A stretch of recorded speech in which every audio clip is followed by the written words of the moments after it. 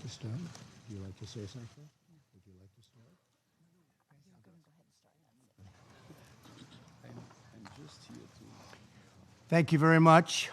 The 8,362nd meeting of the Security Council is called to order.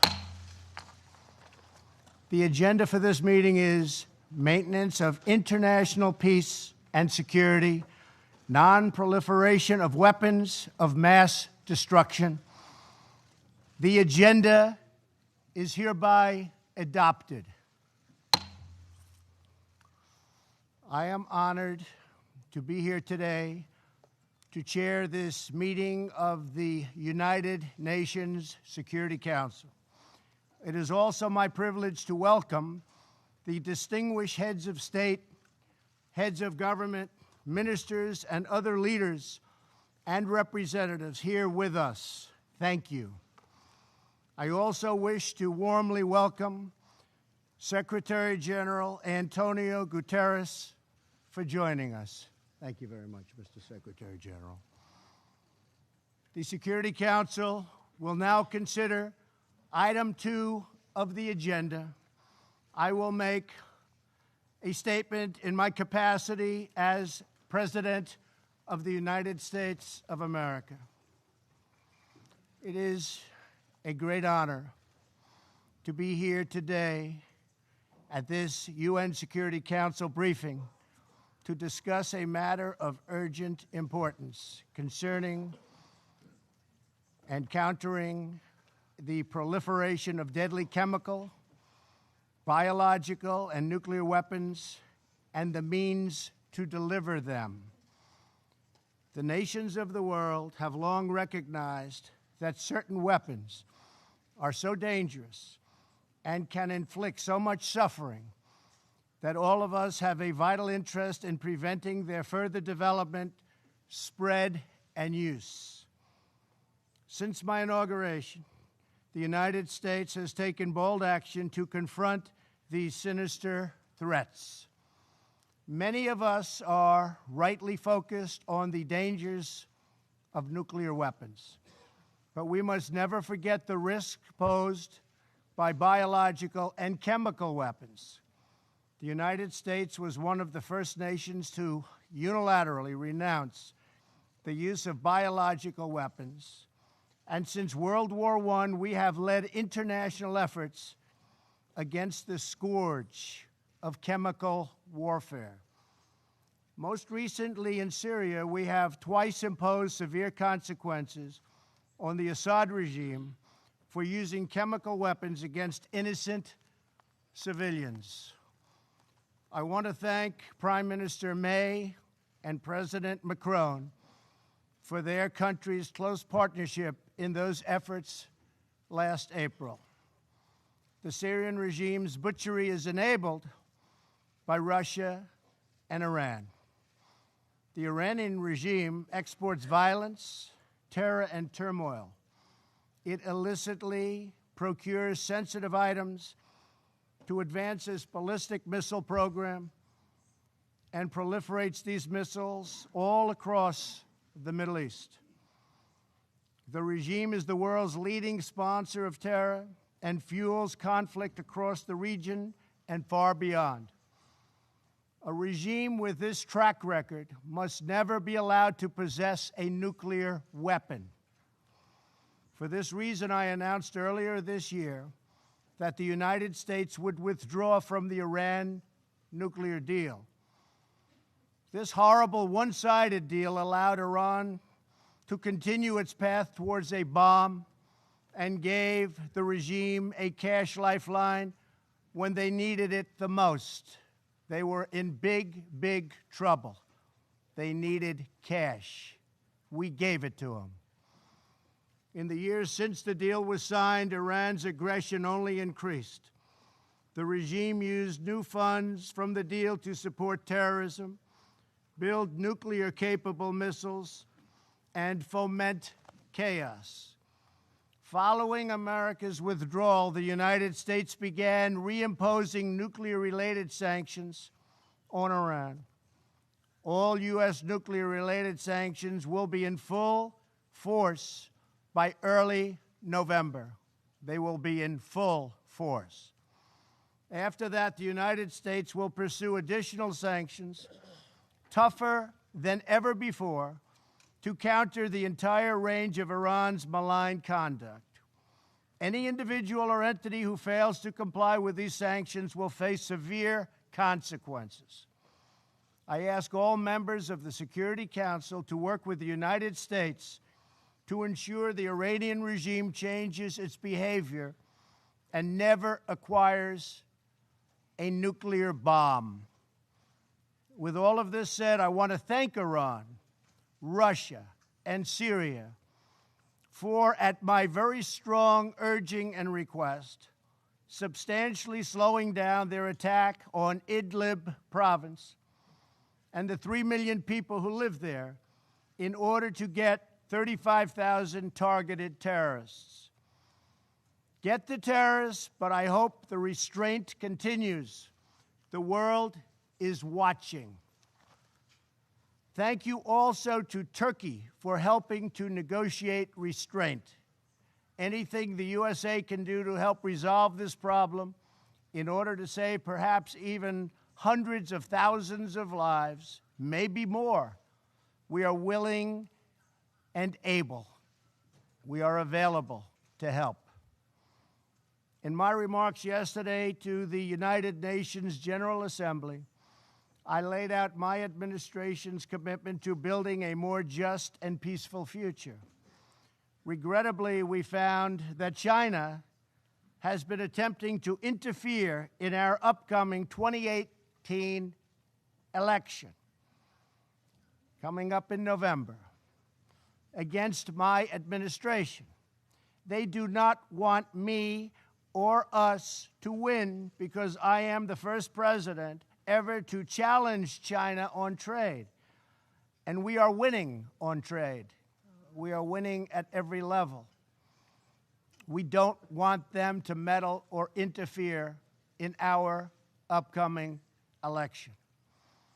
As I also mentioned yesterday, we have seen the results of historic efforts to open new pathways to peace on the North Korean Peninsula, and that's something we are extremely proud of. I am pleased to say that North Korea has not conducted a missile test since last November. It has not conducted a nuclear test since last September. And the hostages have been returned to us, and very importantly, the remains of American heroes are now returning home. In June, I held a historic summit with Chairman Kim Jong-un in Singapore, where he reaffirmed his commitment to complete denuclearization. Last week, Chairman Kim reiterated that commitment to President Moon at their third summit and to me in a very strong letter form. I think we will make a deal. But unfortunately, to ensure this progress continues, we must enforce existing UN Security Council resolutions until denuclearization occurs. However, we have detected that some nations are already violating these UN sanctions. This includes illegal ship-to-ship transfers, which must end immediately. The safety of the Korean Peninsula, the region, and the world depends on full compliance with UN Security Council resolutions. Very, very important. But most importantly, I believe that Chairman Kim Jong-un, a man I have gotten to know and like, wants peace and prosperity for North Korea. Many things are happening behind the scenes, away from the media, which nobody knows.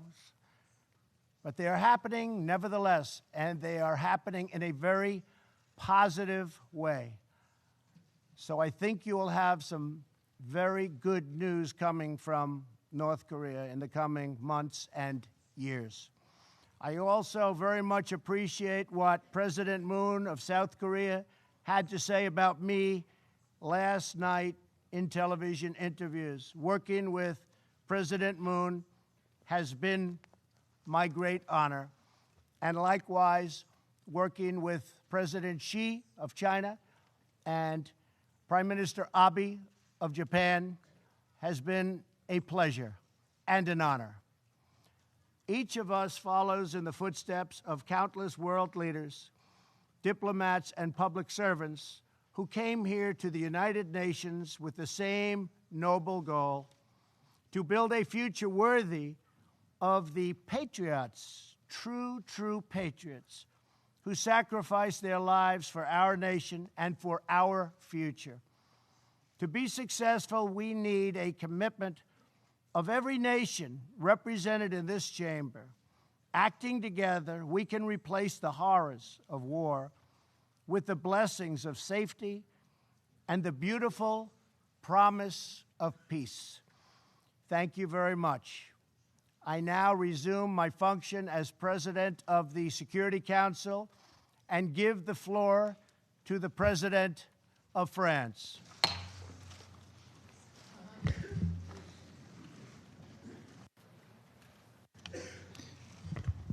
Merci, Monsieur le Président. Thank you, Mr. President. Cher Donald, mes chers collègues, Dear Donald, dear Monsieur le colleagues, Secrétaire Général, Secretary General, Mesdames, Messieurs les ministres, chers amis, distinguished je voudrais ministers, tout dear d'abord friends, remercier I would like to first of all la présidence thank américaine du Conseil de the US sécurité de presidency nous of the avoir Security réunis Council. aujourd'hui Thank you for having pour brought traiter us here de l'importante today menace to à la paix discuss et à la the sécurité serious internationale que threats to constitue international en peace and effet la security, which are prolifération represented des indeed armes de by the destruction massive proliferation of et de leurs weapons vecteurs. of mass destruction Et and remercier their le means of Secrétaire delivery. Général I'd pour sa like to thank the présence Secretary à General cet échange. for being present La with première us question here today. sur ce The sujet qui me first vient à l'esprit issue en on contemplant, here that comes to my si nous nous mind parlons franchement, nos divisions de l'année écoulée sur des sujets aussi importants que le nucléaire iranien ou l'usage d'armes chimiques par le régime syrien, et tout simplement, que voulons-nous, nous, États membres du Conseil de sécurité, encore faire ensemble?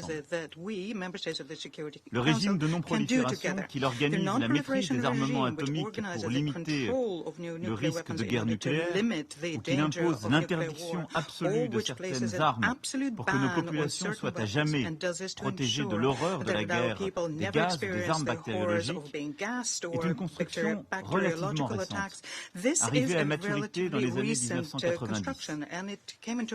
Et c'est le fruit des drames du XXe siècle, de la ferme détermination de nos prédécesseurs, de leur vision du bien de l'humanité et de leur esprit de responsabilité. Et cet édifice repose sur des concessions mutuelles, des interdépendances, une confiance réciproque que nous avons bâtie à cette occasion.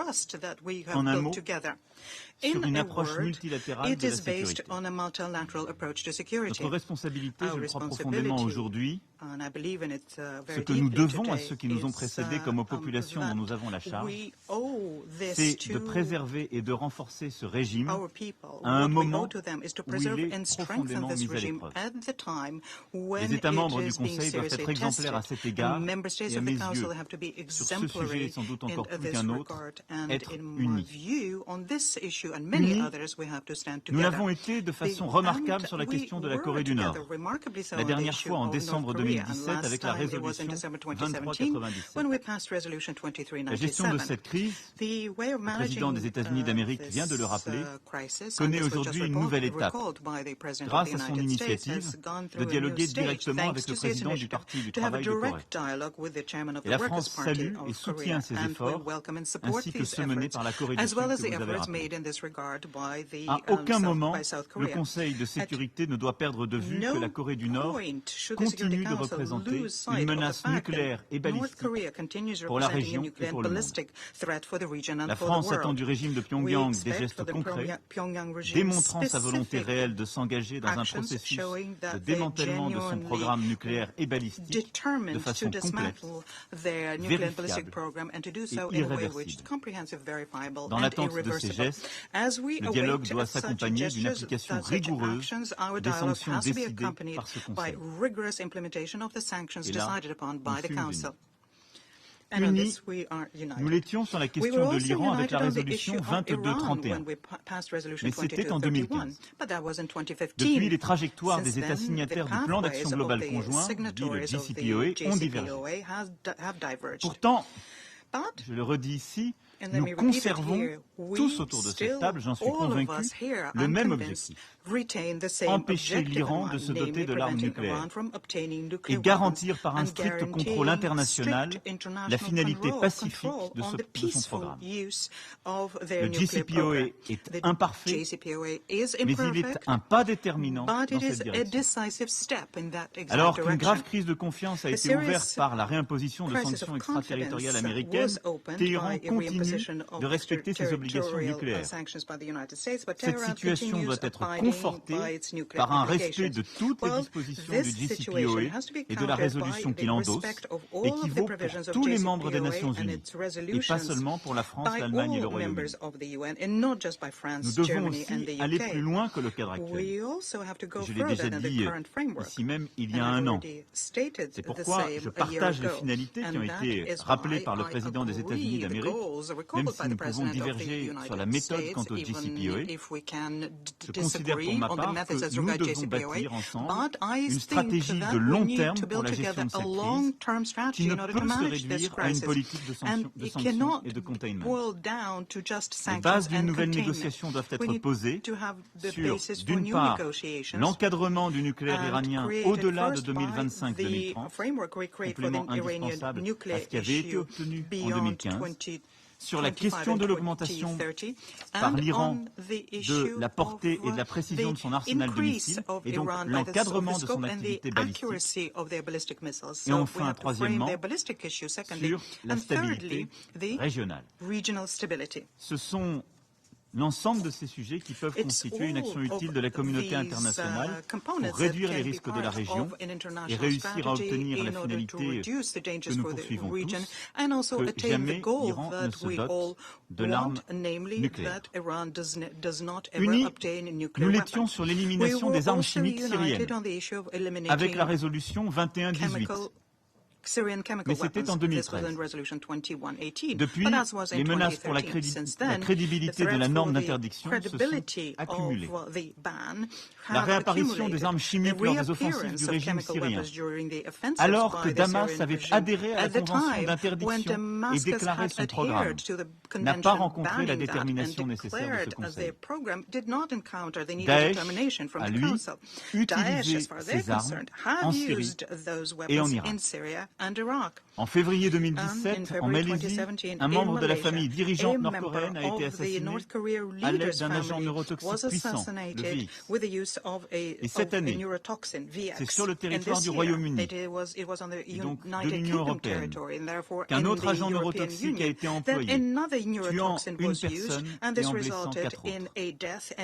La France rappelle ici qu'elle partage l'analyse britannique selon laquelle il n'y a pas d'autre explication plausible que celle de la responsabilité de la Russie et appelle cette dernière à prendre toutes les mesures nécessaires pour faire cesser cette menace. La France a lancé le 23 janvier 2018 un partenariat international contre l'impunité de l'utilisation d'armes chimiques que tous les États sont invités à rejoindre. Elle a dû agir également, et je veux ici remercier le président Trump et la première ministre May, en lien donc avec les États-Unis et le Royaume-Uni, contre les capacités chimiques syriennes. Elle œuvre au renforcement de l'Organisation pour l'interdiction des armes chimiques par la mise en place d'un nouveau mécanisme d'enquête et d'attribution qui est indispensable. Monsieur le Président, la France travaillera inlassablement à l'unité de ce Conseil sur les questions de non-prolifération. Nous devons rester unis, car ces dernières années, à chaque fois que nous avions brisé l'Union, c'est aux dépens de nos principes et de notre efficacité collective. C'est une condition de notre légitimité en tant que membre permanent et non permanent. Nous devons l'être aussi parce que la dissémination des technologies porte en germe de nouvelles menaces à la paix nous concerne directement. Le développement de missiles intercontinentaux par la Corée du Nord doit nous interroger. Jusqu'à présent, seuls quelques États disposaient de ces puissants armements, ce qui leur imposait une responsabilité particulière. À l'avenir, si un contrôle suffisant n'est pas assuré par tous, et si la Corée du Nord prolifère, combien de pays en disposent? Au Moyen-Orient, l'assistance balistique apportée au Hezbollah et aux Houthis constitue un développement nouveau capabilities is a new and alarming Elle doit development. cesser It has to avant que ces stop entités ne déstabilisent plus before gravement they une further région sous tension. destabilize a region which is La already lutte contre tense. Daesh Fighting a Daesh confirmé l'intérêt des groupes terroristes pour that les the armes de terrorist destruction groups are massive. interested in the weapons of La mass menace d'un destruction. terrorisme The nucléaire threat of ou radiologique nuclear or n'a pas radiological disparu. terrorism has En not dépit du disappeared, leadership dont ont fait despite the preuve les leadership États-Unis dans ce domaine that has been shown avec by les the United sommets States sur here la sécurité with nucléaire. the summit conducted on nuclear La security. France appelle à la France poursuite de la calls coopération that we internationale continue plus que jamais nécessaire. international cooperation here. It's Monsieur le Président, more necessary now than la ever. France continuera de respecter we will strictement ses continue engagements strictly au abiding titre du by régime our international commitments de under the non-prolifération international et à non-proliferation renforcer les regime, and will différentes continue institutions qui en forment strengthening l'ossature. the various institutions Elle which form its continuera en backbone. particulier In particular, de we soutenir will les efforts des continue to Nations support Unies the efforts et de ses made by the experts United Nations and et its experts, portera les and enjeux will de la bring lutte contre la the issue prolifération of nucléaire, combating chimique, nuclear, chemical, biologique et biological, balistique and ballistic lors de sa présidence du proliferation G7 en during our 2019. presidency of G7 in Et j'en appelle pour 2019. cela And for à notre this, unité I et call notre esprit de for our responsabilité. unity and the Car spirit ce of régime de responsibility, because the non-prolifération non-proliferation est la regime colonne vertébrale is the de backbone notre système de sécurité of collective. our system of Nous l'avons collective bâti security. décennie après décennie. We kept building it decade after Il est decade. encore jeune. It's still Il young. requiert notre It mobilisation, requires our notre esprit de mobilization, responsabilité our spirit of et notre responsibility, unité. and our Je vous unity. remercie. I thank you. I thank the President of France for his statement. Thank you very much. I now call on the President of Poland. Thank you. Thank you very much. Distinguished Mr. President, distinguished Mr. Secretary General, Excellencies, Heads of the States, Prime Ministers, Ministers, ladies and gentlemen, the current security situation is not encouraging. Tensions at the global and regional level threaten the existing international order, including non-proliferation and arms control regimes. In fact, we have been witnessing their progressive decomposition. They have been regularly challenged by non-state actors, but what is of even more concern, they are also being undermined by individual states. Before I address the problem of nuclear weapons, I first would like to draw your attention to another type of weapons of mass destruction that made their way back to the top of the global agenda. I'm referring to chemical weapons. Let me be clear. Every use of a chemical weapon is a crime. It does not matter whether it's used on a mass scale by undemocratic regimes against their own people to secure their power, or it's used in a state terrorist manner against individuals abroad on whom a certain state wants to take revenge. And if it is a crime, it means that the principal obligation of the international community is defined by the rule-based order. Criminals must be brought to justice. No single act of use of the chemical weapon can be left unanswered, since it undermines not only the basic sense of justice, but also leads to the erosion of the non-proliferation and disarmament regimes and, in consequence, threatens the security of all of us. Brutal attacks, directed mostly against civilians, all have the same aim: to intimidate the international community. The community of the UN cannot accept such methods. Our inaction will only encourage perpetrators. I hope that the finalization of the new EU sanction mechanism, completed in the framework of the Organization for the Prohibition of Chemical Weapons, will allow us to exercise appropriate pressure on current and future perpetrators, as well as deter them from these unacceptable actions. We all hope to have chemical weapons effectively banned by the Chemical Weapons Convention. We must stand firmly behind our own rules and norms, which are the pillars of the international order. In this context, let me mention that, as in the previous years, Poland will introduce in the United Nations General Assembly a draft resolution on the implementation of the Chemical Weapons Convention. It is of great importance to preserve the integrity of this regime. Therefore, we call on all member states to ensure a strong, clear, and united message of support of the whole international community for the integrity of the Chemical Weapons Convention and the efforts of the Organization for the Prohibition of the Chemical Weapons. The second issue I would like to highlight is the proliferation of nuclear weapons. Permit me to make 3 points regarding this matter. Firstly, we all know that nuclear weapons cannot be brought on the free market. Therefore, every act of proliferation of these weapons is a failure of both the international community and the rule-based world order. And we must remember that it always involves not only the state that develops nuclear capacity, but also those who provide it with means to achieve it, namely technology, materials, and resources. It's of utmost importance for every agreement that aims at controlling nuclear programs to guarantee that they are used solely for peaceful purposes. We have an obligation to evaluate those agreements against the purposes and to act accordingly. We should not turn our heads back from those who act against the Non-Proliferation Treaty by providing means to develop nuclear weapon capacity or assist in other ways in developing it. Good and effective export controls mechanism should be upheld by all countries involved in nuclear, chemical, and biological trade for peaceful purposes in order to maintain the appropriate control level of dual-use goods and to make non-proliferation effort more effective. In this regard, we welcome the International Atomic Energy Agency's effort to strictly monitor and verify Iran's commitments. Let me also use this opportunity to commend the vital role the agency plays in the non-proliferation area.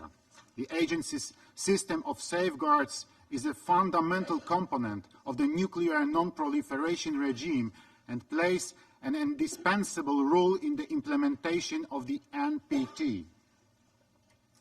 Secondly, I would like to welcome the prospect of the process of denuclearization of the Korean Peninsula. We have seen some encouraging developments, such as the inter-Korean summits and the meeting of Kim Jong-un with the President Donald Trump. These led to the stopping of the missile and nuclear tests. And I would like to stress, Mr. President, that this is in tremendous measure your and President Moon's great achievement and merit. So thank you very much. However, the decisive steps are yet to be made. The lasting peace will not be achieved without the denuclearization of the North Korea in a complete, verifiable, and irreversible manner.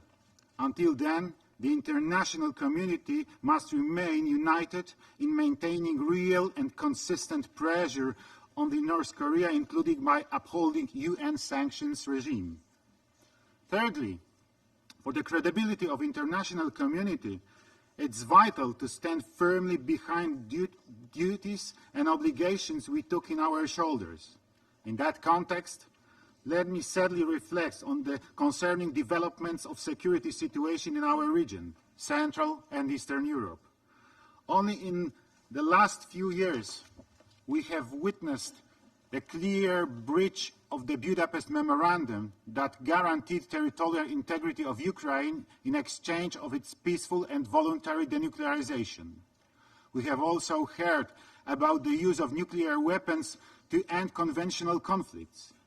Equally alarming was the deployment of a dual-capable means of delivery close to our borders. All these actions have significantly contributed to the deterioration of the security environment. Ladies and gentlemen, what should be our response to the challenges I have just listed? First, the full and firm implementation of the well-established and widely recognized treaties and norms of the international law. Second, support and full confidence for the work of international mechanisms responsible for preventing of the use of weapons of mass destruction. Finally, proactive and constructive engagement in initiatives which aim at fighting with proliferation efforts and promoting transparency and verification. In 2018, my country assumed the chairmanship of the second preparatory committee for the 2020 review conference of the Treaty on the Non-Proliferation of Nuclear Weapons and chaired the Hague Code of Conduct against ballistic missile proliferation. Our efforts have been focused on strengthening these regimes, their universalization, securing the widespread and credible verification mechanism, implementation of good practices, as well as tightening the international cooperation. These actions constitute long-term objectives of the Polish security policy. In conclusion, let me stress once again that non-proliferation is a collective effort to uphold the security architecture which we have built for decades and to prevent the nightmares recurring uses of weapons of mass destruction. We need full commitment of all of us, without any exception, to observe all norms and obligations in this field. Thank you very much. Thank you very much, Mr. President. And I now give the floor to the President of Equatorial Guinea. Please.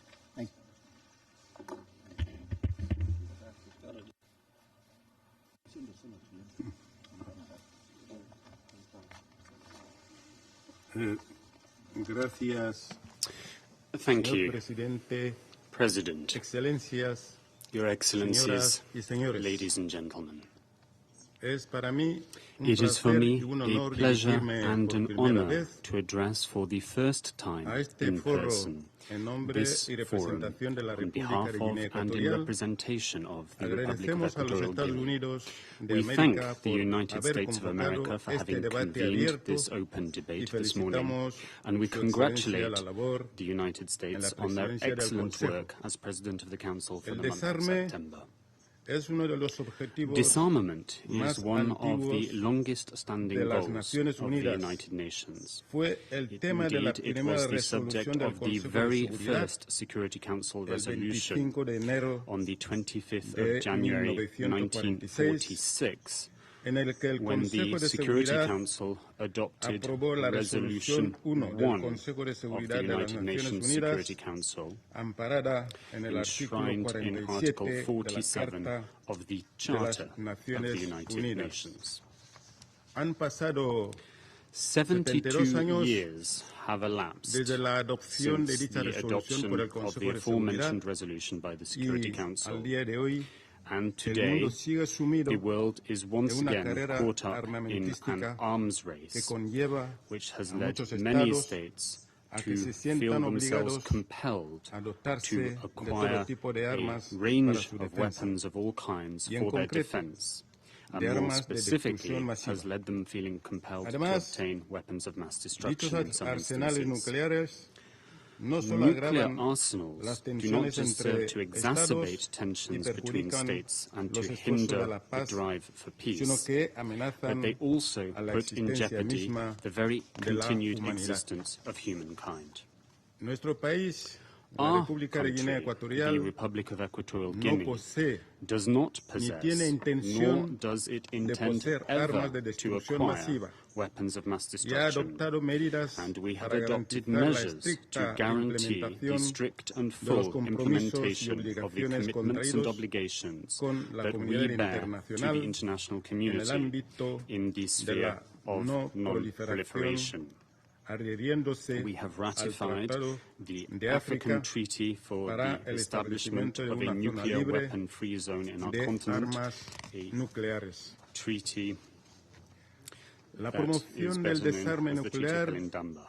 debe ser una prioridad promotion of nuclear para la disarmament agenda de la ought to comunidad be a internacional. priority, if not indeed the Dentro de 2 priority, años on the agenda of the se international celebrará community. medio siglo In 2 de la years, entrada we en will vigor celebrate del the 50th Tratado anniversary of the de entry no into force of the proliferación de armas Non-Proliferation nucleares Treaty, y or que entró en NPT, vigor en which entered 1970, into force in instrumento 1970, internacional and which is an que international posibilitó instrument prevenir that made it la possible to proliferación de halt armas the spread nucleares and proliferation of entre nuclear los weapons países to those que no las countries that, poseen as of that date, hasta were esa non-nuclear fecha, weapon states. pero que no tuvo el mismo Sadly, éxito the respecto NPT did not a la succeed eliminación de in parte de achieving los the estados elimination nucleares by nuclear weapon states armados of de los their arsenales existing nucleares arsenals. mantenidos por ellos, porque Which they still siempre ha maintain. existido una feroz There resistencia has always been del a cumplimiento deep-rooted por parte de los resistance estados by nuclearmente nuclear armados weapon states en lo que se to refiere complying with a the la provisions of the implementación NPT, de sus which compromisos apply to de the desarme implementation nuclear. of nuclear disarmament. Los gastos de las potencias nucleares The para mantener ese costs arsenal borne by y nuclear en algunos powers to casos maintain these arsenals, modernizarlo and in some instances to superarán modernize el these presupuesto del arsenals, conjunto de los far países de la outstrip Unión the Africana budget of all y de algunas nations of otras the African regiones. Union taken together. Señor The amount spent on Presidente, these nuclear weapons is greater la than the budget of proliferación de all las of our armas de nations. destrucción masiva President, constituye una amenaza the para la paz proliferation y of la weapons seguridad of mass destruction internacionales poses a threat y to international compromete peace al and Consejo de security, Seguridad and it en su rol undermines the de Security trabajar Council para in evitar its role la difusión of working to de la prevent the producción spread and de tales production armas. of such weapons of mass destruction. Para contrarrestar To la counter proliferación the y el proliferation uso de las armas and de use destrucción of masiva, weapons of mass es destruction, fundamental it is vital la to implementación pursue the y el implementation cumplimiento of and de los compliance tratados with internacionales those international para la treaties no related to proliferación. non-proliferation, La resolución as well as to 1540 ensure implementation de of and compliance 2004 with Security del Council Consejo de Resolution Seguridad, 1540 el of apoyo a la 2004. iniciativa de seguridad There is also contra a la need to lend proliferación, support to the el apoyo Proliferation a la Security iniciativa global Initiative, para to the combatir el Global terrorismo Initiative to nuclear. combat nuclear La terrorism. proliferación Action is de also cualquier needed ensayo to de ban armas nucleares, any test of la nuclear weapons, compartición to share de informaciones information entre los between estados states and y las organizaciones international internacionales, organizations. así como aplicar There is sistemas also de an control urgent and pressing conjunto need to de implement verificación, systems of joint inspección y verification, supervisión de las inspection, and armas oversight y plantas de for investigación de este arsenals tipo and de research armas facilities por of la this type Oficina de of las weapons, Naciones and such Unidas verification should be para el undertaken desarme, by the United en Nations Office colaboración for con la Disarmament Organización Affairs in Internacional de partnership Energía with the Atómica, International Atomic lo Energy que también Agency. debe incluir And this su verification, seguridad inspection and y oversight work should destrucción. include securing such Además, weapons and ensuring se their debe destruction. impulsar In las addition, negociaciones con there is a pressing los need to estados pursue portadores de armas negotiations nucleares with nuclear weapon para lograr possessor que states rechacen in order to ensure de forma that they efectiva rule out la opción effectively and por las genuinely armas nucleares, the option of a using la vez nuclear que se weapons. garantiza su Steps seguridad must also be y se taken to reconoce ensure el that their derecho nuclear de arsenals are todas las secured partes and al the rights of uso all pacífico parties de la to make energía peaceful use of nuclear nuclear. energy must be Señor recognized Presidente, and upheld. la República de Guinea Ecuatorial President, the Republic of está muy Equatorial preocupada Guinea is porque alarmed las Naciones Unidas because the muestra United un escenario Nations paradójico, lo que seems la to be in ONU a paradoxical declara y lo situation. que realmente cada país realiza en There el seems to be ámbito a de su disconnect soberanía between es una steps puesta taken en here escena in this House llena de and falsedades, actions taken engaños, by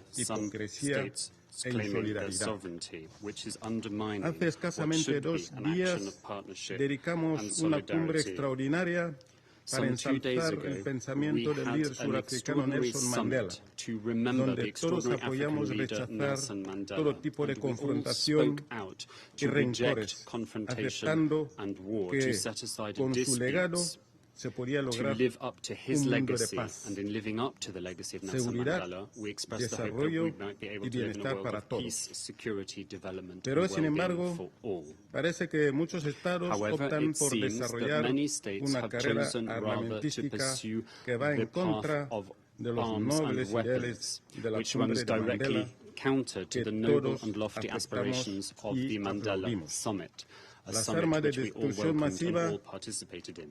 pueden prohibirse It y hacer is que possible su to uso ban weapons of sea mass destruction impensable. and to render their Basta use la voluntad unthinkable. necesaria All that is de needed todas is the las necessary partes. will and determination of La all República de Guinea parties. Ecuatorial The Republic of Equatorial manifiesta su Guinea firme apoyo voices its a seguir determination trabajando to continue en la working negociación towards y the adopción de negotiation instrumentos and legales adoption of vinculantes legally que llevan binding el instruments desarme nuclear that de manera will efectiva, lead to nuclear irreversible disarmament in an y effective, verificable, irreversible con and miras a verifiable alcanzar el way objetivo in de order la to completa achieve the eliminación objective of the de todas complete las armas elimination nucleares. of all La nuclear comunidad weapons. internacional de las The naciones international community debe of igualmente tener nations gran should preocupación also be por las worried by consecuencias the potential humanitarias humanitarian y los consequences efectos globales and the de global cualquier impact detonación of nuclear, any accidental accidental or intentional o nuclear intencional, detonation. y debe cooperar And the a international nivel community de of la seguridad nations should internacional cooperate on para the level of evitar international que security agentes to no prevent estatales adquieran non-state los actors medios from getting their hands on the practicar resources necessary for terrorismo them to be nuclear. able to pursue nuclear Señor Presidente, terrorism. la President, República de Guinea Ecuatorial The Republic of apuesta Equatorial por la Guinea utilización is de la energía persuaded nuclear of the usefulness solo of nuclear para fines energy for pacíficos peaceful y bajo purposes la and used under the supervisión supervision de of the el órgano nuclear. IAEA. Concluyo mi intervención I de conclude que Guinea this Ecuatorial statement delivered on behalf of the señalando Republic que of Equatorial Guinea en nuestra by sharing with you región that de in África our no region, existe our continent, ni se han Africa, utilizado there jamás are not, armas nor de have there ever destrucción been masiva. used weapons of mass Lo que sí destruction. supone para nosotros las armas de destrucción What masiva has caused son el tráfico ilegal enormous loss of de las life and armas, bloodshed el in our terrorismo continent y is los the trafficking in conflictos weapons, que terrorism, conoce and the nuestro conflicts continente. that have racked and Es left a por ello stain on our que continent. surge la necesidad For this de region, apoyar a la Unión I would Africana urgently request en you su to support the iniciativa African Union y deseo in de obtener its la noble financiación para objective las misiones de paz of lideradas por África. financing según for qué peacekeeping casos. operations led by the Apelo African Union vivamente a on los a miembros de case-by-case este Consejo de basis. I Seguridad appeal directly to the members of the para que Security dicho Council, apoyo asking them to sea lend their materializado, support for a financing ya que mechanism for al peace fin and y al security cabo operations led under contribuiría mandates of the Security a la paz Council, given that so y seguridad doing would contribute internacionales, to international peace and security, principalmente which is the el principal objetivo goal of de this este Consejo de body, Seguridad the de las Security Naciones Council Unidas. of the United Muchas Nations. gracias. Thank you very much. Thank you very much, Mr. President. I now give the floor to the President of Bolivia. Thank you. El presidente de Estados Unidos, el President hermano of the Antonio United States Gutiérrez, of secretario America, general de las my Naciones brother, Unidas, Antonio Guterres, Secretary General hermanos of the United presidentes, Nations, hermanos y hermanos fellow del presidents, Consejo de Seguridad. brothers and sisters of the La Security presidencia del Council. Consejo de Seguridad The ha presidency convocado of the a sus Security miembros Council a debatir has convened the acerca de members la of this no body to a proliferación discussion de on armas the de destrucción non-proliferation masiva. of weapons of mass destruction. Bolivia es parte de esa Bolivia región hails from a declarada region which has been duly libre de declared armas nucleares nuclear desde hace más weapon-free de medio for siglo. more than half a century. Por ello, For this debo reason, recordar I el think artículo I am in a número position 1 to del Tratado recall sobre Prohibición de Article Armas number 1 Nucleares. of the Cada Estado treaty parte prohibiting se the compromete use of a nuclear nunca y weapons, bajo which ninguna states that each circunstancia state party desarrollar, commits to ensayar, never and under no producir, circumstances fabricar y developing, adquirir testing, de cualquier producing, otro modo, manufacturing, acquiring in poseer any o other way, almacenar armas possessing nucleares or stockpiling u otros nuclear dispositivos weapons nucleares. or other nuclear devices. Convoco a todos I los call estados upon alrededor all de esta states mesa around a this suscribir, table to sign up to, ratificar y to poner ratify, and en efecto to inmediato immediately implement estas this disposiciones. provision, and indeed all the provisions. Esa of es la the mejor treaty. manera de evitar This la is the catastrófica best way posibilidad of del uso de avoiding este the tipo de catastrophic armas. possibility of the use of Es un weapons of imperativo this ético nature. y una deuda This is a con moral las futuras imperative and a generaciones. duty that we owe Hermanas to y hermanos future del mundo. generations. Brothers Los and Estados sisters of the miembros del world, sistema de Naciones the member Unidas states of estamos the obligados a United cumplir con los Nations are postulados obliged esenciales to comply de la with the Carta de core purposes and principles of the 1945, Charter of 1945. sobre todo Above el all, de resolver we are las obliged controversias to internacionales abide by the mediante el principle of uso resolving de international mecanismos de disputes solución through the pacífica. use of peaceful En settlement ninguno mechanisms. de estos cabe el uso de armas de ningún tipo. Al contrario, es la negociación, la diplomacia, el diálogo y el arreglo judicial los que deben orientar la actuación de los países. Bolivia está convencido de que solamente a través de estos medios lograremos sociedades más justas y con responsabilidades compartidas. Tenemos que ser capaces y dejar en el pasado el primitivo uso de las armas entre los pueblos. Debo destacar como ejemplo la contribución de la Corte Internacional de Justicia, principal órgano jurisdiccional del sistema de Naciones Unidas, en la efectiva resolución de disputas entre Estados en diversas latitudes y por diferentes situaciones. Hermanas y hermanos, estamos convencidos de que es imprescindible debatir no solo sobre los efectos, sino sobre todo acerca de las causas estructurales de los conflictos bélicos, sobre las verdaderas motivaciones de los quebrantamientos de la paz, la seguridad y la justicia internacional. Tomemos como ejemplo Irán, país al que se ha hecho referencia en la mañana de hoy. En 1953, Estados Unidos financió, organizó y ejecutó un golpe de Estado en contra de un gobierno democráticamente electo, que en ejercicio de su soberanía nacionalizó su petróleo de manos de una empresa anglo-estadounidense. Después, por varias décadas, apoyaron un gobierno autoritario que permitía que las ganancias del petróleo beneficien a empresas transnacionales. Esa situación se vivió hasta la revolución de 1979. Ahora que Irán ha retomado el control de sus recursos, es nuevamente víctima del asedio estadounidense. Bolivia rechaza categóricamente las acciones unilaterales impuestas por el gobierno de Estados Unidos en contra de Irán. Asimismo, condena el hecho de que Estados Unidos se haya retirado del Plan de Acción Integral Conjunto, utilizando excusas para continuar con su política de injerencia e intervención en los asuntos internos de ese hermano país. Hermanas y hermanos del Consejo de Seguridad, nos referimos a la región de Oriente Medio, rica en recursos naturales, pero proporcionalmente afectada por invasiones, guerras y situaciones de agresión injustificada que siguen produciendo dolor y luto en sus pueblos. Esta región del mundo ha sido escenario de los tres más grandes agresiones cometidas durante el siglo XXI. La primera agresión es la ilegal invasión iraquí, basada en una mentira de que ese país poseía armas de destrucción masiva. Esa invasión produjo más de 1 millón de muertos. La segunda agresión es el derrocamiento del gobierno de Libia, con decenas de miles de muertos, con la excusa de razones humanitarias. Como consecuencia, subsiste una grave inestabilidad política y una crisis humanitaria en el norte de África. La tercera agresión es la guerra civil en Siria, que en los últimos 8 años ha provocado más de 500.000 de muertos. Esa guerra es producto directo de la injerencia y el financiamiento de grupos armados y organizaciones terroristas enfrentados al gobierno sirio.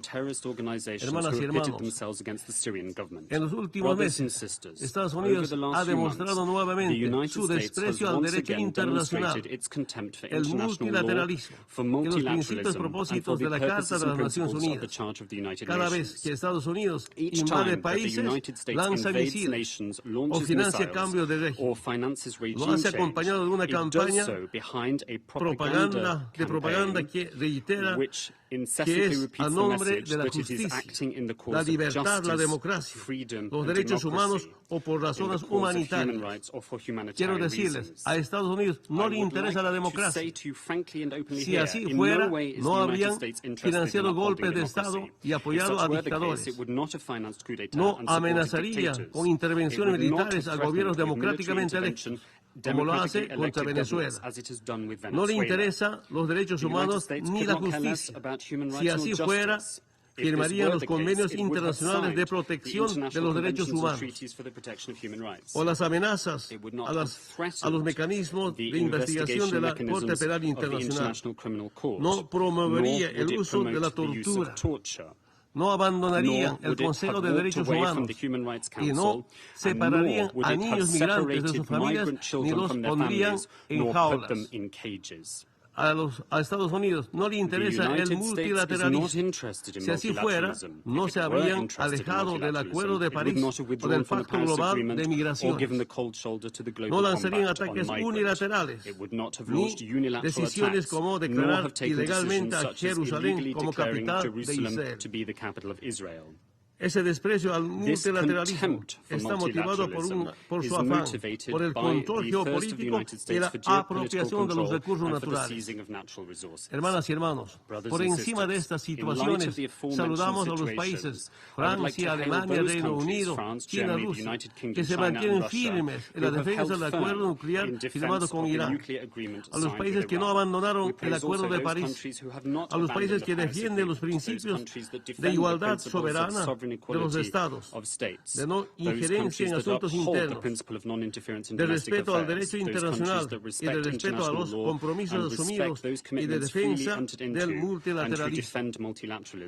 La responsabilidad de nuestra generación es entregar un mundo más justo y más seguro a las siguientes generaciones. Eso solamente se conseguirá si es que trabajamos juntos para consolidar un mundo multipolar, con reglas comunes, para respetar y defendiendo todas sus amenazas a las Naciones Unidas. Muchas gracias. Thank you, Mr. President.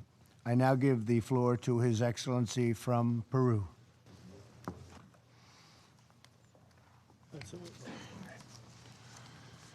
Buenos días. Saludo al presidente Donald Trump, asimismo a los dignatarios y altas autoridades presentes. El Perú saluda la convocatoria a esta reunión de alto nivel para centrar la atención del mundo y del Consejo de Seguridad en la necesidad de contrarrestar la proliferación de armas de destrucción masiva y sus sistemas vectores, hoy que conmemoramos el Día Internacional para la Eliminación Total de las Armas Nucleares. A lo largo de su historia, este Consejo se ha mantenido unido en la lucha contra la proliferación de armas nucleares, químicas y biológicas, así como en sus sistemas de vectores, en cumplimiento de la responsabilidad primordial de mantener la paz y la seguridad internacionales que le confiere la Carta de las Naciones Unidas. La acción de este Consejo se sustenta en el progresivo desarrollo de regímenes internacionales, basados a su vez en una serie de instrumentos vinculantes adoptados por esta organización y sus Estados miembros. El último de dichos instrumentos es la Convención sobre la Prohibición de Armas Nucleares del año 2017, a la que aspiramos puedan un día adherir todos los países y en especial aquellos que cuentan con arsenales nucleares. Ello no es ninguna utopía. Gracias al Tratado de Tlatelolco, América Latina y el Caribe constituyen una región libre de armas nucleares, lo que a su vez le ha permitido avanzar hacia su consolidación como una región de paz. El Perú, en tanto país comprometido con los regímenes de no proliferación, cumple a cabalidad con las obligaciones establecidas por los respectivos instrumentos, así como con lo dispuesto por este Consejo en sus resoluciones relevantes. Y en tanto miembros de este órgano principal, promovemos decididamente su estricta observancia. Consideramos que garantizar la paz y la seguridad internacionales implica eliminar el riesgo que las armas de destrucción masiva representan y que para ello no hay mejor remedio que su no existencia. En tal sentido, destacamos que la no proliferación debe ir de la mano con el desarme y un estricto control de los armamentos convencionales. Desde nuestra perspectiva, ello implica, en primer lugar, atender el desafío planteado por los programas nuclear y balístico de la República Popular Democrática de Corea. En atención a ello, queremos saludar una vez más la diplomacia de alto nivel que su administración y usted personalmente viene desplegando con miras a lograr una desnuclearización completa, verificable e irreversible en la península coreana. Consideramos que la vigencia del régimen de no proliferación nuclear debe observarse también a través del cumplimiento del Plan de Acción Integral Conjunto sobre el programa nuclear iraní, endosado por este Consejo mediante su resolución 2231. De otro lado, debemos lamentar y condenar el empleo de armas químicas en el conflicto sirio, así como en la ciudad británica de Salisbury.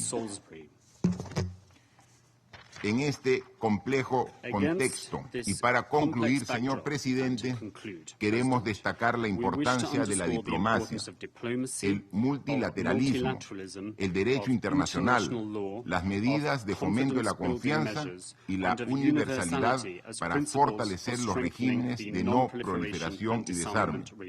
Notamos que, en muchos casos, son las percepciones de inseguridad las que derivan en un creciente armamentismo e incluso en el desarrollo de nuevos medios de guerra. Estimamos necesario trabajar en esas percepciones para contrarrestar la proliferación y el desarme, invirtiendo en la cooperación, el desarrollo internacional, porque la tecnología debe estar al servicio de la paz y el progreso, y no de la deshumanización y destrucción. Muchas gracias. Thank you very much. Appreciate it. I'd like to now give the floor to the Vice President of Cote d'Ivoire. Merci, Monsieur le Président. Thank you, Mr. President.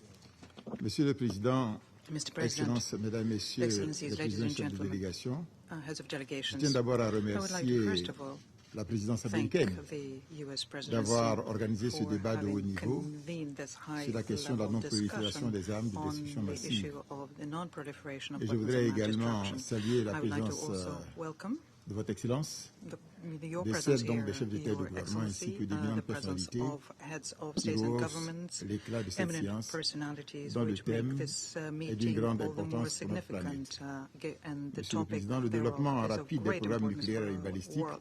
Mr. a President, the entraîné rapid une development prolifération of d'armes nuclear de and ballistic destruction weapons massive. programs resulted in Ces the armes proliferation alimentent of la weapons of violence mass et les conflits, destruction. These weapons feed menacent violence la and conflicts, they stabilité threaten the de régions tout entières stability of entire et font ainsi regions, de la and question de la thus non-prolifération make the issue of un objectif de survie non-proliferation pour l'humanité. into an issue of En survival effet, for humankind. malgré tous les efforts Indeed, déployés par la despite communauté all of the internationale efforts that have been deployed by pour the réaliser un monde international exempt community d'armes in order nucléaires, to achieve notre a univers reste nuclear malheureusement weapons-free encore world, sous leur menace nonetheless, we permanente, still ainsi que celle are des under armes common biologiques et threat chimiques. from these weapons as Il well est as dénombré à biological ce and jour plus de chemical 14 weapons. 500 As of armes today, nucléaires there dans are le monde. 14,500 Ces nuclear armes qui weapons font in the courir le world. risque d'un These conflit nucléaire weapons aux conséquences bring in humanitaires the et risk of environnementales nuclear conflict, irréversibles which would have constituent un défi irreversible réel humanitarian and pour notre environmental organisation consequences. commune. And this is a real Il challenge est for également à our déplorer la organization. propension des États We also deplore the à investir trend some davantage states dans la show to modernisation de leurs arsenaux invest nucléaires, great amounts in mais très peu modernizing dans la their nuclear weapons, élimination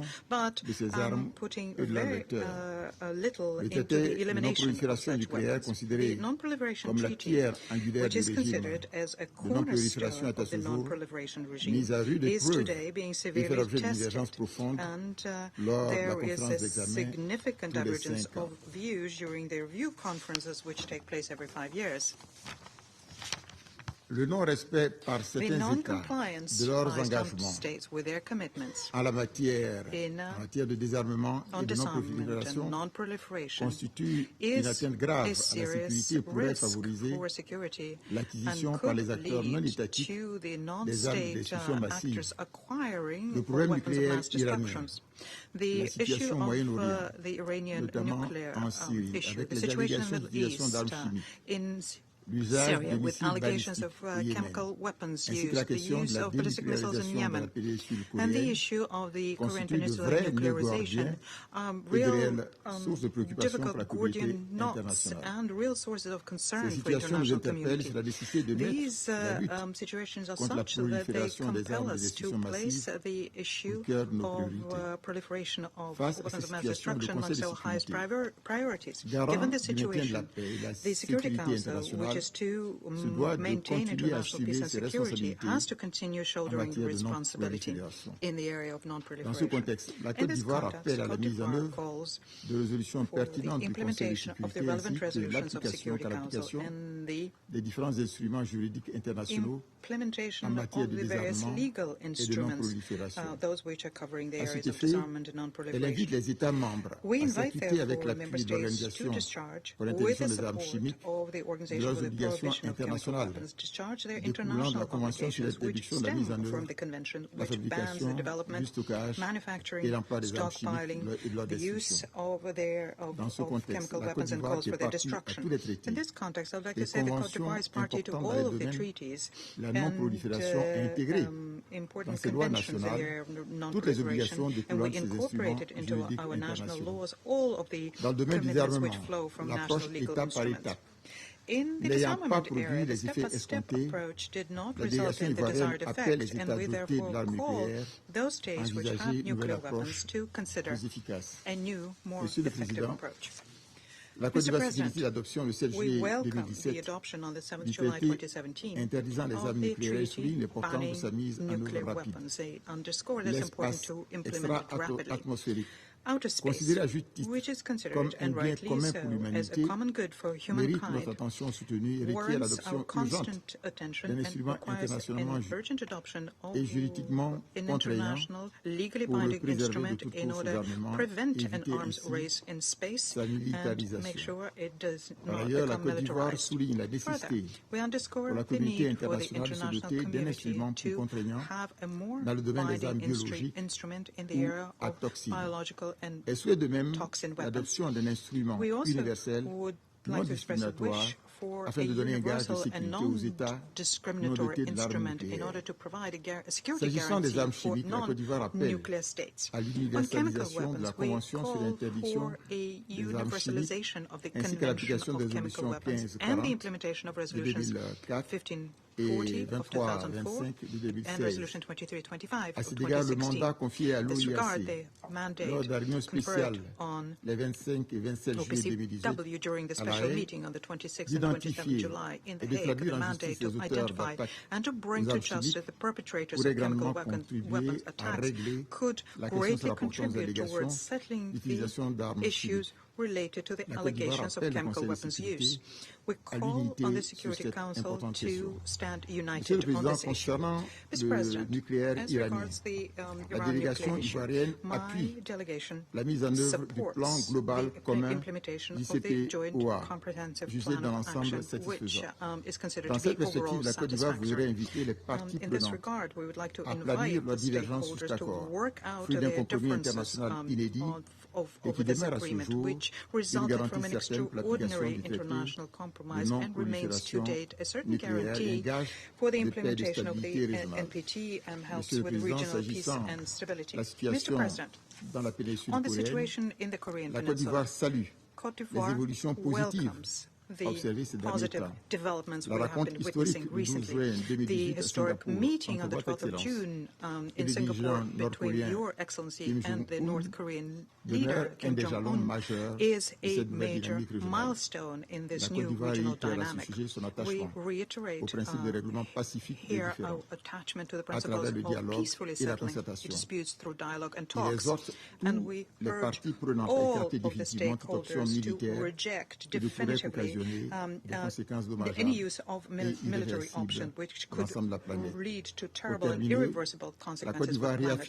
To conclude, we'd like to, in Cote d'Ivoire, reaffirm our attachment to multilateralism, international law, and underscore the need to assign high priority to the preservation of the non-proliferation regime, non-proliferation of nuclear weapons, chemical weapons, their vectors, and the promotion of disarmament and arms control. I thank you for your attention.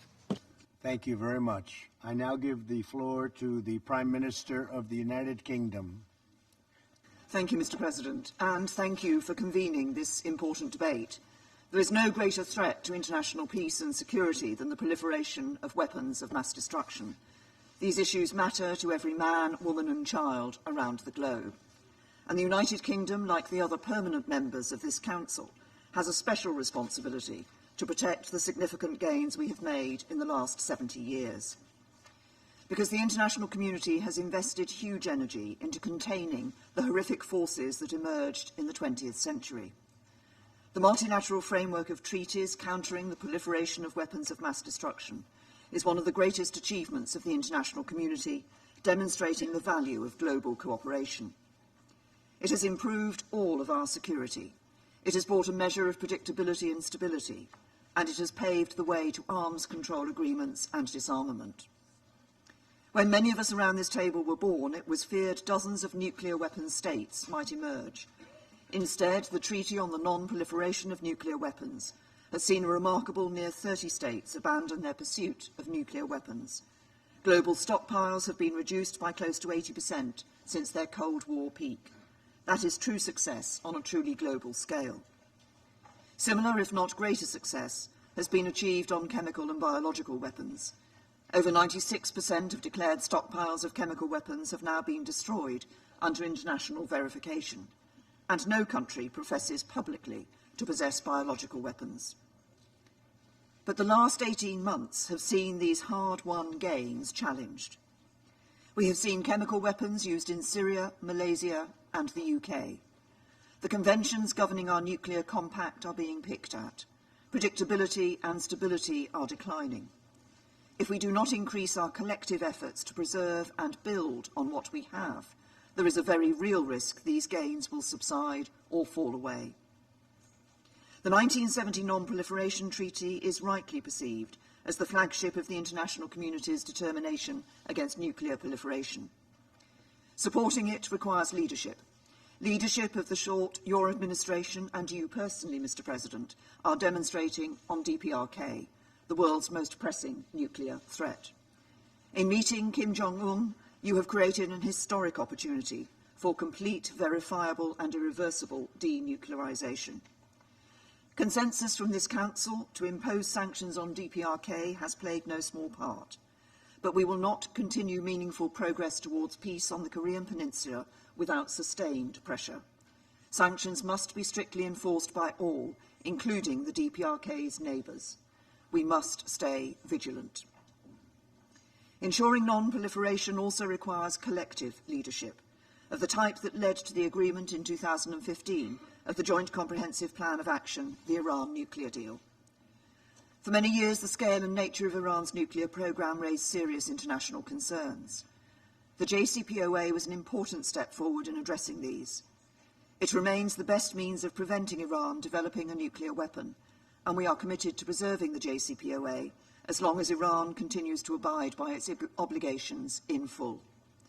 Iran must ensure they implement their obligations fully, and to monitor Iran's compliance, we strongly support the IAEA using inspections and other monitoring provisions of the JCPOA to their full. Other aspects of Iran's policies, in particular its destabilising regional behaviour and sustained efforts to enhance its ballistic missile capability, continue to cause serious concerns. The international community, and where appropriate the Security Council, need to be ready to address this. And Iran's proliferation of missile and sophisticated military technology to groups like Hezbollah in Lebanon, or, as the UN's panel of experts concluded, the Houthis in Yemen, is also not in compliance with Security Council resolutions. It risks a dangerous escalation, so we need to see further decisive action in this Council to tackle both the transit and proliferation of these technologies and increase the costs for those responsible. It is regrettable that Russia continues to prevent the Council from upholding its responsibility to stop this destabilising activity. Mr. President, nowhere are the grim consequences of the erosion of global norms on weapons of mass destruction more apparent than in Syria, where the UN has concluded that Assad's regime has repeatedly used chemical weapons. a direct assault on a near-century-old ban, vital to our collective peace and security. Yet Russia has repeatedly wielded its veto to prevent the Security Council from holding the Assad regime to account, even shutting down the international body established to investigate chemical weapons use in Syria. So I welcome the decision of 150 countries in June, the largest gathering in its history, to empower the OPCW to attribute responsibility for chemical weapons attacks in Syria and to put in place arrangements for attribution for any country which requests it. And I would like to thank President Trump and President Macron for their shared determination with the UK to deter the use of chemical weapons in Syria through US, UK and French joint military action in April. These actions sent a clear message to the Assad regime. Perpetrators of chemical weapons use cannot escape identification or act with impunity. The regime's backers must use their influence to ensure chemical weapons are not used again. For there must be no doubt we will respond swiftly and appropriately if they are. The UK saw the consequences of these norms being eroded in Salisbury this year, when Russia recklessly deployed a nerve agent on our streets. The United Kingdom has presented detailed evidence, clearly laid out in charges of attempted murder and the use and possession of a chemical weapon against 2 agents of the Russian state. We have taken appropriate action with our allies, and we will continue to take the necessary steps to ensure our collective security. Russia has only sought to obfuscate through desperate fabrication. Permanent members of the UN Security Council must not attack and undermine the international non-proliferation regimes and the institutions that underpin them. All members of the Council must fulfil their responsibilities to safeguard them in support of international peace and security. It is my sincere hope that Russia will rejoin the international consensus against the use of chemical weapons and the collective effort to uphold it. If so, this Council will again be able to work together to rid the world of chemical weapons. But if not, we should leave no one in any doubt of the international community's determination to uphold international non-proliferation regimes. Not all the challenges faced by the counter-proliferation framework come before this Council, but they are no less urgent. We need to strengthen the rules to keep pace with new technologies and more complex global supply chains. We must help every UN member to develop their capabilities and regulation and ensure they are able to make their contribution to this global effort. The quiet but essential role the United Nations plays must be at the heart of these efforts. So as UN members, we should invest the expertise and diplomatic resources necessary in the conventions. Mr. President, it was collective engagement by states across the globe that produced the counter-proliferation framework. Even the most powerful recognise that investing in collective rules-based restraint was the only effective way of addressing national security interests and avoiding unilateral recourse to force. We cannot let the framework be undermined today by those who reject the values and disregard the rules that have kept us safe. It will take collective engagement to reinforce it in the face of today's challenges, and in this, as has always been the case, the UK will play a leading role. Thank you.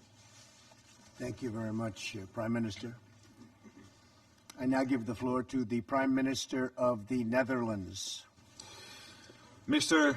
President, Your Excellencies, ladies and gentlemen, this year there have been several occasions when weapons of mass destruction have endangered our security, undermined international stability and caused terrible suffering. So 2018 has made the importance of non-proliferation abundantly clear. I agree with you, Mr. President, that as politicians we are first and foremost responsible to keep our own citizens safe. And I believe that multilateral institutions play a major role where this issue is concerned. As I will say in my address to the General Assembly later today, the Kingdom of the Netherlands has always championed and will continue to champion the rules-based international order and multilateral cooperation, especially on security matters and other issues of shared concern.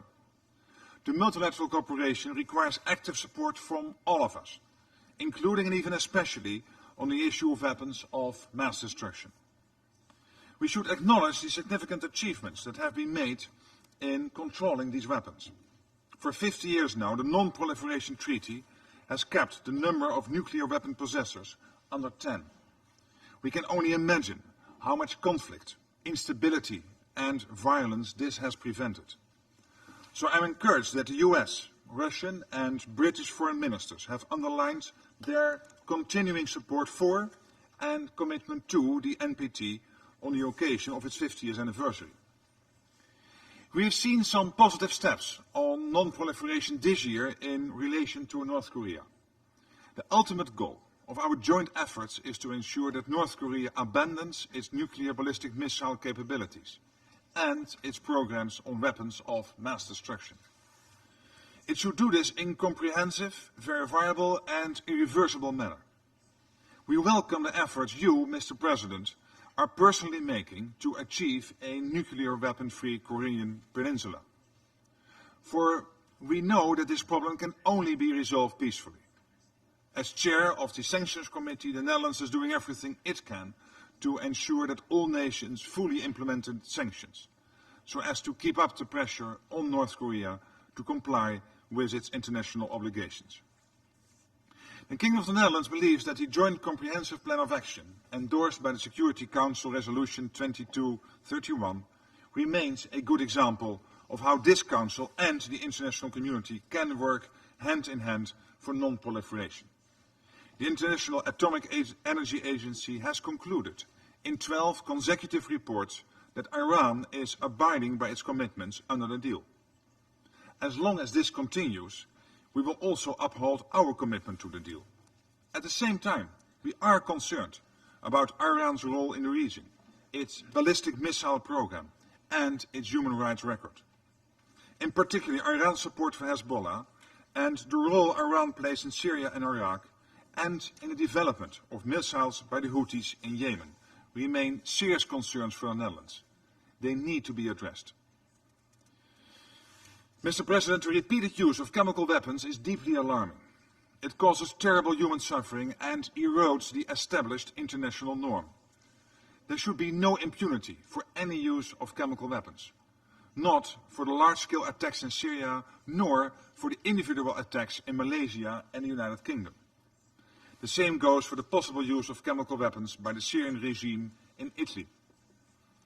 All of us, both within and outside this Council, bear a responsibility.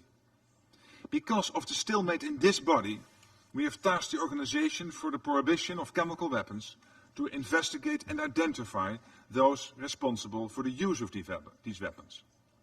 We cannot sit back.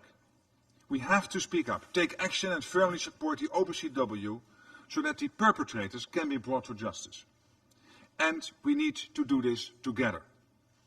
Indecisiveness by countries that claim to support the principles of disarmament and non-proliferation could ultimately have disastrous consequences.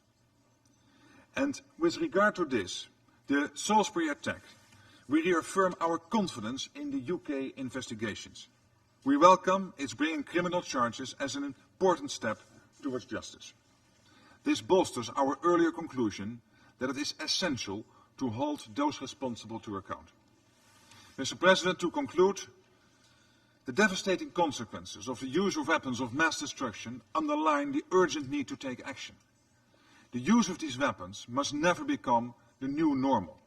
We must prevent impunity at all cost. A legal norm can only be effective if we collectively uphold it, together, as part of a multilateral effort. Thank you. I thank the Prime Minister for his statement. I now give the floor to the Deputy Prime Minister and Minister of Foreign Affairs of Kuwait. Thank you. Bismillah ar-Rahman ar-Rahim. فخامة الرئيس دونالد ترامب. Allah, the merciful, the compassionate. Mr. President, أود بداية أن أعرب عن ارتياحنا وسعادتنا لرؤيتكم وأنتم تترأسون اليوم قمة لمجلس الأمن، مثمنين مبادرتكم بعقد هذه الجلسة المفتوحة والتي تؤكد على إعطائكم الأولوية القصوى لأحد أخطر المسائل التي تهدد السلم والأمن الدوليين والمتمثلة في أسلحة الدمار الشامل. إن المناقشة التي نجريها في هذه القاعة تأتي في ظل مرحلة دقيقة وظروف معقدة يمر بها عالمنا اليوم، ولا سيما منطقة الشرق الأوسط. فإلى جانب انتشار النزاعات والإرهاب، تتزايد التهديدات باستخدام أسلحة الدمار الشامل. تلك التهديدات التي لم تعد افتراضية، بل شهدنا إطلاق الصواريخ البالستية وإجراء التجارب النووية واستخدام الأسلحة الكيميائية في أماكن عديدة في العالم مؤخرا. وأود هنا إعادة تأكيد موقف دولة الكويت المبدئي والثابت تجاه قضايا عدم الانتشار، والمتمثلة في إدانة استخدام أسلحة الدمار الشامل في أي مكان وفي أي زمان ومن قبل أي طرف كان، باعتبار ذلك انتهاكا جسيما للقانون الدولي، مشددين على إرساء السلام والأمن والاستقرار في العالم لا يمكن أن يتحقق في ظل وجود هذا النوع من الأسلحة. لقد شهدنا في الآونة الأخيرة أهوال الهجمات بالأسلحة الكيميائية من جانب الدول والجهات الفاعلة من غير الدول في سوريا. تلك الهجمات التي جعلتنا ندرك أن خطر انتشار أسلحة الدمار الشامل لم ينحصر بالرغم من وجود المعاهدات والقرارات التي تجرم استخدام تلك الأسلحة. إننا نتابع بقلق كبير إمكانية وقوع مثل تلك الهجمات مجددا، سواء في سوريا أو في أماكن أخرى من العالم. ونؤكد على أهمية التصدي لتلك الهجمات الكيميائية، يأتي أولا من خلال إظهار وحدة مجلس الأمن في تعامله مع هذا الخطر المحدق، ومن ثم ضمان تفعيل القرارات الدولية ذات الصلة، وعلى رأسها قرار مجلس الأمن 1540 الصادر في عام 2004. فخامة الرئيس، تتعرض المملكة العربية السعودية إلى هجمات غير مسبوقة بالصواريخ البالستية تشنها ميليشيات الحوثي باتجاه أراضيها لتستهدف الأماكن المدنية والدينية. إن دولة الكويت تجدد إدانتها واستنكارها الشديدين لتلك الهجمات الصاروخية التي استهدفت المملكة العربية السعودية بشكل خاص والمنطقة بشكل عام. ونؤكد على ضرورة تحرك مجلس الأمن وتحمل مسؤولياته تجاه ما يهدد أمن المملكة العربية السعودية، حفاظا على السلم والأمن الدوليين. إن وفد بلادي على أتم الاستعداد للعمل معكم لاتخاذ المزيد من التدابير لوضع حد لتلك الهجمات التي تندرج دون أدنى شك ضمن مخاطر انتشار أسلحة الدمار الشامل. وفي خضم الأحداث التي تشهدها منطقة الشرق الأوسط، تواصل دولة الكويت التزامها بدعم كافة القرارات الأممية، ورحبت بصدور قرار مجلس الأمن 2231 الصادر في عام 2015. ففي الوقت الذي تستمر فيه الجمهورية الإسلامية الإيرانية بتنفيذ ما نص عليه ذلك القرار وصدور تقارير الوكالة الدولية للطاقة الذرية التي توثق تنفيذ إيران بالتزاماتها ذات الصلة بالمجال النووي، إلا أننا نلاحظ بقلق التقارير الأممية المستقلة التي تشير إلى استمرار إيران في دعم وتمويل الميليشيات والأحزاب المسلحة في الدول العربية، وخاصة تدخلاتها في الشأن اليمني. كما أكد قرار جامعة الدول العربية الصادر بتاريخ 11/9/2018 على أن الأراضي اليمنية باتت منصة لإطلاق الصواريخ البالستية الإيرانية الصنع على جيرانها، وتهديدا للملاحة البحرية في مضيق باب المندب والبحر الأحمر، وهو ما ينعكس سلبا على أمن واستقرار اليمن والمنطقة، معتبرين ذلك خرقا لقرار مجلس الأمن 2216 الصادر في عام but also constitutes a 2015. violation of Security Council كما Resolution طالب القرار 2216 of العربي 2015. إيران بالتوقف عن The تلك League of Arab الممارسات States وعن كل resolution ما also يضر بأمن calls on ومصالح Iran to دول cease those acts المنطقة and all such والعمل acts على which اتخاذ adversely خطوات affect the نحو بناء security and الثقة best مع interests of states in جيرانها the region في and المنطقة undertake وصولا confidence إلى building إرساء measures with علاقات neighbors in قائمة the region على حسن in order to الجوار establish والتعاون ties based on good والاحترام neighborliness, المتبادل cooperation, وعدم mutual التدخل respect في and الشؤون non-interference in the internal الداخلية. affairs of states. فخامة الرئيس، Mr. President, أصحاب الفخامة والمعالي، عندما أتحدث من هذا المحفل فإنه من دواعي الفخر والاعتزاز أن أتحدث كممثل عن الدول العربية في مجلس الأمن حاملا معي هموم ومشاغل شعوب محبة للسلام وتواقة للأمان والاستقرار. ومن هذا المنطلق تؤكد دولة الكويت وكافة الدول العربية على إيمانها المطلق بالعمل متعدد الأطراف تحت مظلة الأمم المتحدة والأهداف والمبادئ والالتزامات المتفق عليها وفقا للميثاق، وتشدد على الموقف العربي تجاه أهمية تحقيق عالمية معاهدة عدم الانتشار. تلك المعاهدة التي تم الاتفاق على التمديد اللانهائي لها بعد اعتماد مؤتمر المراجعة في عام 1995 قرار إنشاء منطقة خالية من الأسلحة النووية وغيرها من أسلحة الدمار الشامل في الشرق الأوسط. ونجدد هنا الموقف العربي الداعي للدول الراعية الثلاث لقرار الشرق الأوسط الصادر في عام 1995 والذي يمثل جزءا لا يتجزأ من صفقة التمديد اللانهائي للمعاهدة إلى تحمل مسؤولياتها في تنفيذ ذلك القرار. كما نؤكد على ضرورة انضمام إسرائيل إلى معاهدة عدم الانتشار وإخضاع جميع منشآتها النووية لرقابة وإشراف الوكالة الدولية للطاقة الذرية، لا سيما وإنها الدولة الوحيدة في الشرق الأوسط التي لم تنضم حتى الآن إلى معاهدة عدم الانتشار. وختاما فخامة الرئيس، إن الالتزام الذي أبديتموه في مواجهة التحديات التي تشكلها أسلحة الدمار الشامل لا يقتصر على انعقاد جلستنا اليوم، بل يأتي أيضا من خلال المساعي الدبلوماسية الحثيثة لتخفيف حدة التوتر ونزع السلاح النووي من شبه الجزيرة الكورية. هذه الجهود التي قدتموها فخامة الرئيس جاءت في ظل تماسك ووحدة أعضاء مجلس الأمن لمواجهة البرامج والأنشطة غير المشروعة من قبل جمهورية كوريا الشعبية الديمقراطية.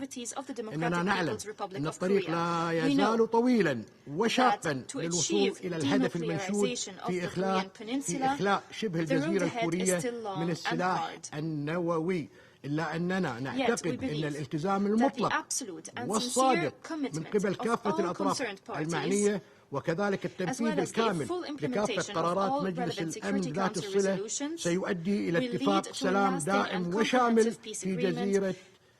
في شبه جزيرة كوريا خالية من الأسلحة النووية. وشكرا لكم فخامة الرئيس. I thank the Minister for his statement. Thank you very much. I now give the floor to the Minister for Foreign Affairs of China.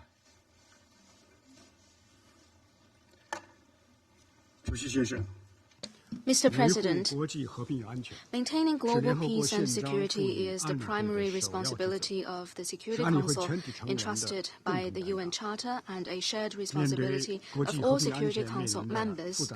Given the complex challenges to international peace and security, how should the Security Council fulfill this mission and play its role? This is a question that deserves serious consideration. China believes the following. The Security Council should perform its function in a fair and just manner as mandated by the Charter. The Security Council must uphold the purposes and principles of the UN Charter and the universally recognized international law and norms governing international relations. It should safeguard the authority and role of UN in international affairs and sovereignty, independence, and legitimate rights and interests of all countries. The Security Council should stick to political settlement as the basic direction. The Security Council should be the strongest advocate for resolving differences and disputes through dialogue and consultation. It should effectively use all tools, including good offices, mediation, peacekeeping, and peace building. Step up preventative diplomacy to serve the larger goal of political settlement. The Security Council should enhance unity to promote consensus. All members must bear firmly in mind their responsibility for world peace and security, enhance unity and coordination, set aside geopolitical considerations, and ensure effective functioning of the Council and uphold the common interests of all UN members. The Security Council should strengthen overall planning and coordination to forge synergy. It should coordinate and cooperate with the General Assembly, ECOSOC, the Secretary General, and the UN Development System so that the political pillar and development pillar can support each other and efforts for lasting peace and for sustainable development can be mutually reinforcing. Mr. President, the proliferation of WMD and their means of delivery poses a real threat to global peace and security and is a challenge that we all face.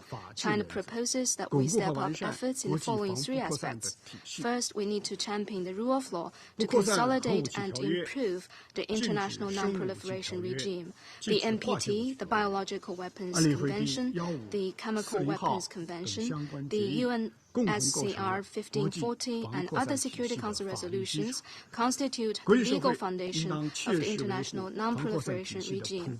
All of us should earnestly safeguard the universality, effectiveness, and authority of the non-proliferation regime, and in particular prevent terrorists and other non-state actors from getting hold of WMD materials and technologies. Second, we need to take multi-pronged measures to implement the Non-Proliferation Treaty in a balanced manner. Every country must honor its word, shoulder its responsibilities, and fulfill international obligations. The Non-Proliferation Treaty and agreements must be implemented in their entirety. No double standards, discriminatory arrangements, or selective enforcement should be allowed. Third, we need to bolster international cooperation and enhance all countries' non-proliferation capability. Government bears the primary responsibility of non-proliferation. Countries should be supported in developing their non-proliferation policies in line with national conditions and be encouraged to enhance non-proliferation law enforcement capacity building, carry out more exchanges and practical cooperation so that together we could shore up the shortest plank in a barrel and achieve universal security. Mr. President, the JCPOA on the Iranian nuclear issue is a hard-won achievement of multilateralism, conducive to international nuclear non-proliferation regime and peace and stability in the Middle East. There is no international agreement that is perfect. The JCPOA has been endorsed unanimously by the Security Council. What happened in the past 3 years shows that JCPOA is a viable agreement. China encourages Iran to continue to fulfill all commitments it has made. At the same time, the legitimate right of all countries to normal economic relations and trade with Iran should be respected. China calls on the relevant parties to bear in mind the big picture, think long-term, and uphold the sanctity, integrity, and efficacy of the JCPOA. Since the beginning of this year, the situation on the Korean Peninsula has shown major progress. China welcomes that, and China has made unremitting efforts for this to happen. China supports the important common understandings reached between the DPRK and U.S. leaders at the Singapore summit, support DPRK and ROK in improving their relations. We call upon all parties to seize the current opportunities, turn the political consensus into concrete actions, and work in the direction of setting up a peace mechanism on the peninsula and the denuclearization on the peninsula to realize lasting peace on the peninsula at an early date. Mr. President, China lives by its commitment to the purposes and principles of the UN Charter, to upholding the UN-centered contemporary international system, and has earnestly fulfilled its international responsibilities and obligations. We need to work together to uphold the efforts to realize peace and security for all. Before I conclude, I need to point out that China has all along followed the principle of non-interference in other countries' domestic affairs. This is a tradition of Chinese foreign policy. Our observance of this principle has received acclaim from the international community. We did not and will not interfere in any country's domestic affairs. We refuse to accept any unwarranted accusations against China, and we call upon other countries to also observe the purposes of the UN Charter and not to interfere in other countries' internal affairs. Thank you. I thank the Minister for his statement. Thank you. I now give the floor to the Minister for Foreign Affairs of the Russia Federation. Большое спасибо, уважаемый господин президент, уважаемые коллеги. В современном мире эффективная борьба с распространением оружия массового уничтожения приобретает особое значение для поддержания глобальной и региональной стабильности, для надежного обеспечения безопасности всех, без исключения государств. Конструктивное взаимодействие в этой сфере – важный элемент усилий по формированию позитивной международной повестки. Думаю, все согласны с тем, что резолюция Совета Безопасности, предполагающие конкретные меры воздействия в отношении нарушителей режимов распространения, должны строго соблюдаться. Краеугольным камнем остается базовая резолюция 1540, в которой содержатся обязательства государств-членов принимать конкретные меры в целях недопущения попадания оружия массового уничтожения и его компонентов в руки негосударственных субъектов. Особое значение имеют и принятые в ее развитии решения Совета Безопасности, предусматривающие санкции за передачу любых видов вооружений террористам. Факты таких передач weapons to terrorists. There are facts of such transfers having taken place, and they need to be closely investigated. As was the case 50 years ago when the NPT was opened for signature, so is today our country is committed to the goal of ridding the world of nuclear threat. But at the same time, we need to absolutely take into account all of the factors impacting strategic stability. And in the course of negotiations, all countries will participate, all countries which have the nuclear weapons potential. The desire of countries to ban nuclear weapons separately from the basic principles of NPT cannot be successful and will only create ambiguity in our future approaches to weapons of mass destruction non-proliferation. Since we're talking about NPT, I'd like to mention Resolution 2231, which was approved by the Security Council and which is a joint comprehensive plan of action on the Iran nuclear program. The unilateral withdrawal of the United States from this creates a serious threat for the non-proliferation regime, all the more so since, as this was underscored by many, Tehran is strictly abiding by its commitments within JCPOA, and this is something that the IAEA is regularly confirming.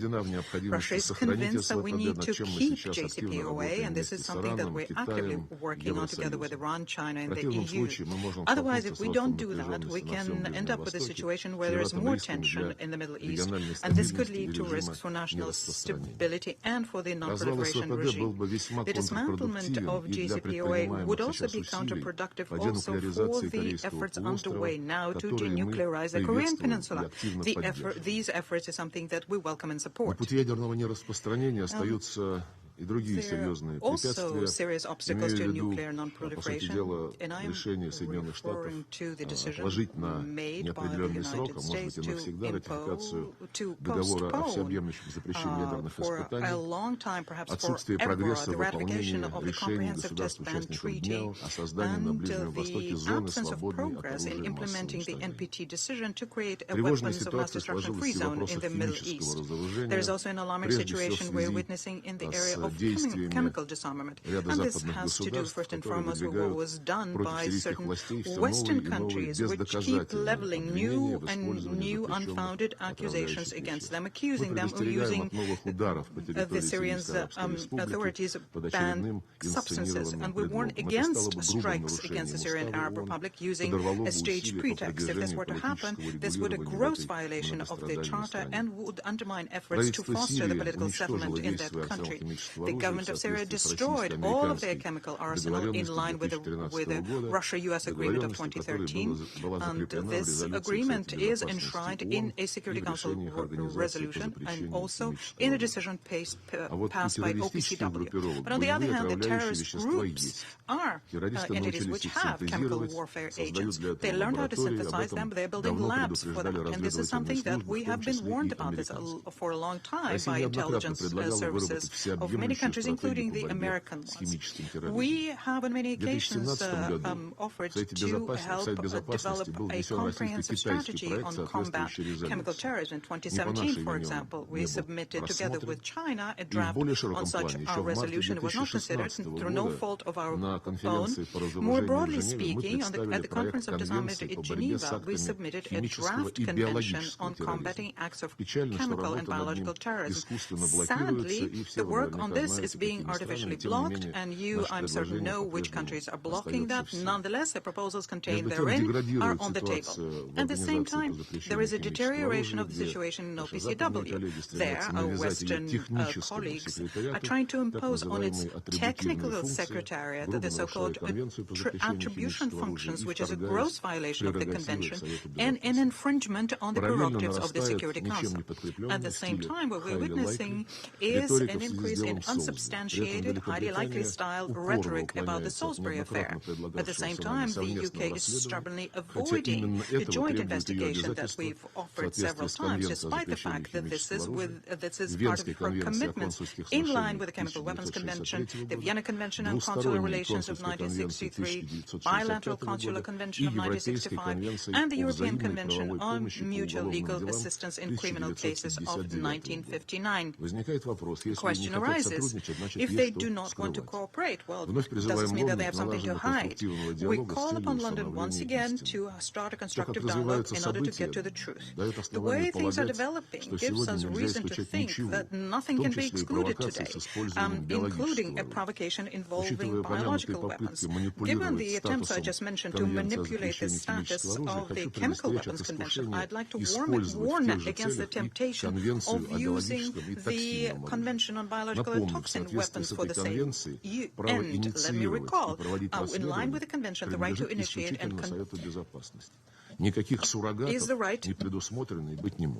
is the right that only belongs with the Security Council. There are no substitutes here. On more than one occasion, we proposed that we agree the mechanism for verification on the Biological Weapons Conventions with all participants. But the United States blocked this, and ultimately this was completely buried. Such a desire by Washington to have their hands completely free is shown when the regime of the Convention on Biological and Toxin Weapons is undergoing another test, and this has to do with growing military, medical, and biological activity, including in the post-Soviet areas. We call on all not to militarize healthcare. We have consistently called for strengthening the Convention of Biological Toxin Weapons, and we are implementing a number of initiatives here, including creating a number of units to counter epidemics and quickly react to emergency biological situations. Ladies and gentlemen, Mr. President, the dialogue between Russia and the United States as the two largest nuclear powers is of special importance in order to strengthen the WMD non-proliferation regime. Our two states were at the inception of creating the general framework for multilateral cooperation in order to counter the weapons of mass destruction ending in the hands of non-stated entities and countering the acts of nuclear terrorism. We continue thinking that this interaction is of principal importance, not just for Moscow and Washington, but for the entire international community. Let us not sacrifice this on the altar of calculations of the moment of momentary situations. On the basis of the UN Charter, Russia is always ready to work openly with nuclear five states, all other countries, in order to strengthen global strategic stability. And we expect that a step in this direction will be made today at this meeting of the Security Council, which is a key body to maintain international peace and security. And we think that in this regard, the initiative undertaken by President Trump to convene this meeting is very, very timely. Thank you. I thank the Minister for his statement. Thank you. I now give the floor to the Minister for Foreign Affairs of Ethiopia. Mr. President, heads of states and governments, ministers, we thank the U.S. Presidency for convening this important high-level briefing on non-proliferation. We are very pleased to see you, Mr. President, presiding over this important meeting. Indeed, non-proliferation has been high on the agenda of this Council. It is therefore timely and relevant that we are discussing this issue at the highest level. Mr. President, a few days ago, the world paid a tribute to the late Kofi Annan. In his final UN speech in 2006, he said, and I quote, "Can there be any threat more alarming in today's world than that of a nuclear or biological weapon failing in the hands of terrorists or being used by a state as a result of some terrible misunderstanding or miscalculation? The more states have such weapons, the greater the risk, and the more those states that already have them increase their arsenals or insist that such weapons are essential to their national security. The more other states feel that they too must have them for their security." This is indeed the reality that we are facing today. Indeed, the proliferation of weapons of mass destruction is posing grave threats to global peace and security. From the DPRK and the Iranian nuclear issues to chemical attack in Syria and Salisbury incident in the UK. Proliferation risks have become one of the most serious challenges of our time. The international non-proliferation regime is under serious challenge, and global anxieties about nuclear weapons are at the highest level since the end of the World War. As Secretary General Antonio Guterres said, "We believe it is absolutely vital that we comprehensively address risk of proliferation. There is no other option but to strive to find a negotiated solution to some of the most difficult issues that we are facing at the moment through political and diplomatic means." We have all been observing the developments following the recent summit meeting between you, Your Excellency President, and Mr. Kim Jong-un, whose outcome had given us some sense of hope for the progress towards the denuclearization of the Korean Peninsula and the advancement of peace in the Northeast Asia.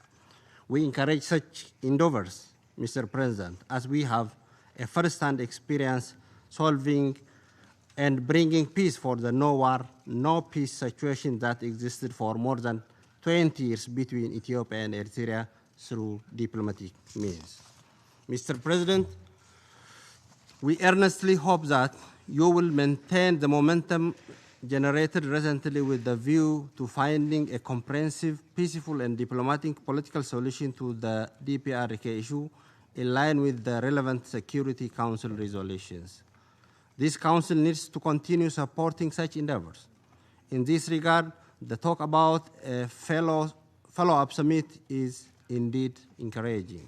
We also welcome the outcome of the third Inter-Korean Summit in Pyongyang, and we hope this will lay the foundation for the concrete action towards sustainable peace, security, and complete and verifiable denuclearization on the Korean Peninsula in accordance with relevant Security Council resolutions.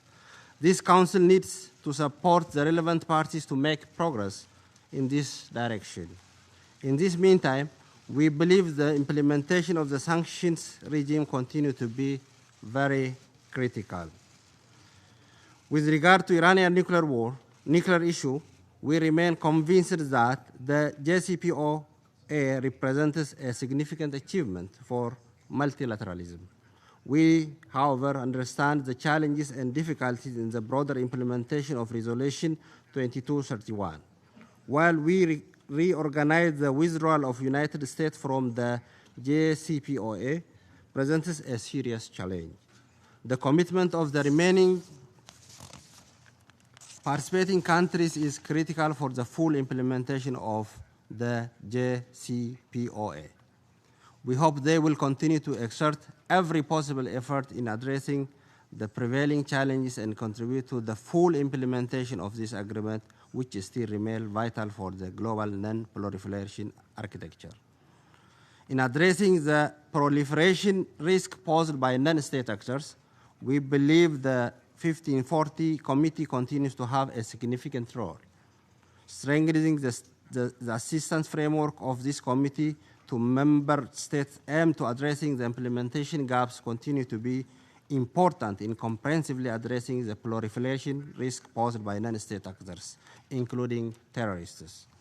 Furthermore, strengthening the collaboration between the 1540 Committee group of experts and members of the Analytical Support and Sanction Monitoring Team established pursuant to Security Council Resolution 5026 and 2253 concerning Daesh, Al-Qaeda, and Taliban and associated individuals and entities requires attention from the Council. Finally, Mr. President, multilateral agreements such as the Biological Weapon Convention, the Chemical Weapon Convention, and the Non-Proliferation Treaty continues to immensely contribute to the prevention and elimination of the proliferation of weapons of mass destruction. At the time of great proliferation risk, it is in the best interest of all of us to preserve these important multilateral agreements to guarantee our collective safety and security and ensure their full and effective implementation. Let me therefore conclude my remark by reaffirming Ethiopia's unwavering commitment to continue fulfilling its international obligation by taking all the necessary measures to prevent the proliferation of weapons of mass destruction and their means of delivery into the hands of state and non-state actors, including terrorists, as well as by fully implementing the relevant Security Council resolution in this regard. I thank you. I thank the Minister for his statement, and I now give the floor to the Minister for Foreign Affairs of Kazakhstan. Thank you, Madam President. Excellencies, we are grateful to the U.S. Presidency for organizing today's summit meeting of world leaders focused on countering the spread and use of WMD. When previous distinguished speakers mentioned devastating consequences of the use and testing of weapons of mass destruction, I wish this audience and the world to understand that Kazakhstan, along with some other nations and vast territories, have been suffering from them since early days of the Cold War. And this goal is very close to Kazakhstan's heart and is one of the key priorities of my country's foreign policy. Kazakhstan's firm and unwavering commitment to international peace and security commenced upon our independence in 1991. Our head of state, President Nursultan Nazarbayev, took the daring and bold decision to renounce our nuclear arsenal and close the Semipalatinsk nuclear weapons test site, the fourth and second largest in the world, respectively. The international community acknowledged these actions as unprecedented and laudable by instituting the very date of the closure of the Semipalatinsk test site, namely 29th of August, as the International Day Against Nuclear Tests. This year, in September, the UN community commemorated the day in a new official high-level format at which the international community reinforced its plea for more effective steps to rebuild trust between nuclear and non-nuclear countries. Earlier this year, in January, the signature event of Kazakhstan's presidency of the Security Council was devoted to the importance of confidence-building measures in achieving non-proliferation of WMD. CBMs succeeded in stopping the arms race and preventing a nuclear catastrophe in the past century. Today, the world expects from the nuclear powers a repeat of the same visionary actions, which unfortunately not being fully realized and acknowledged today. President Nazarbayev at the January's meeting, as well as in his manifesto, The World 21st Century, noted that the largest nuclear powers should be at the vanguard in the advocacy for a nuclear weapon-free world and lead by example in reducing the WMD. Past conflicts have showed that we cannot ensure our own security by undermining the security of others. President Nazarbayev has therefore urged all that only the complete elimination of nuclear weapons and disarmament would be the absolute guarantee against the use of or threat of use of nuclear weapons. He thus called upon all UN member states to build a nuclear weapon-free world by 2045 centenary of the United Nations. Madam President, we see some good examples of CBMs as in the case of inter-Korean rapprochement and the Singapore summit, due to also very successful personal efforts of President Trump. This can inspire other positive outcomes of goodwill and sincere collaboration. Kazakhstan fully supports such promising beginnings and is ready to share its practical experience and expertise, if necessary, based on above-mentioned our sad legacy. However, just trust by itself cannot guarantee sustained success unless supported by strict implementation of all existing regulatory legal instruments and Security Council resolutions on sanctions. Without diminishing the role of NPT, it is clear that the world needs a stronger international legal framework against WMDs. Presently, the non-asymmetric implementation of the treaty is impeding the trust between nuclear and non-nuclear countries. Nevertheless, the NPT should not lose its effectiveness and relevance amid such skepticism. The early entry into force of CTBT should also become one of the most important and necessary building blocks of the global architecture of non-proliferation. And this treaty, when fully operative, will definitely help foster mutual trust and confidence. Kazakhstan actively cooperates with the CTBTO and annually conducts high-level international events aimed at implementing effective practical steps to achieve a world without nuclear threats as the natural outcome of our commitments. To realize this goal, we must first and foremost establish a final ban on nuclear testing. Secondly, atoms for peace should remain our important moral compass. However, in the meantime, we should not stop struggling for legal ban of nuclear weapons, keeping in mind our paramount goal of accomplishing a nuclear weapon-free world.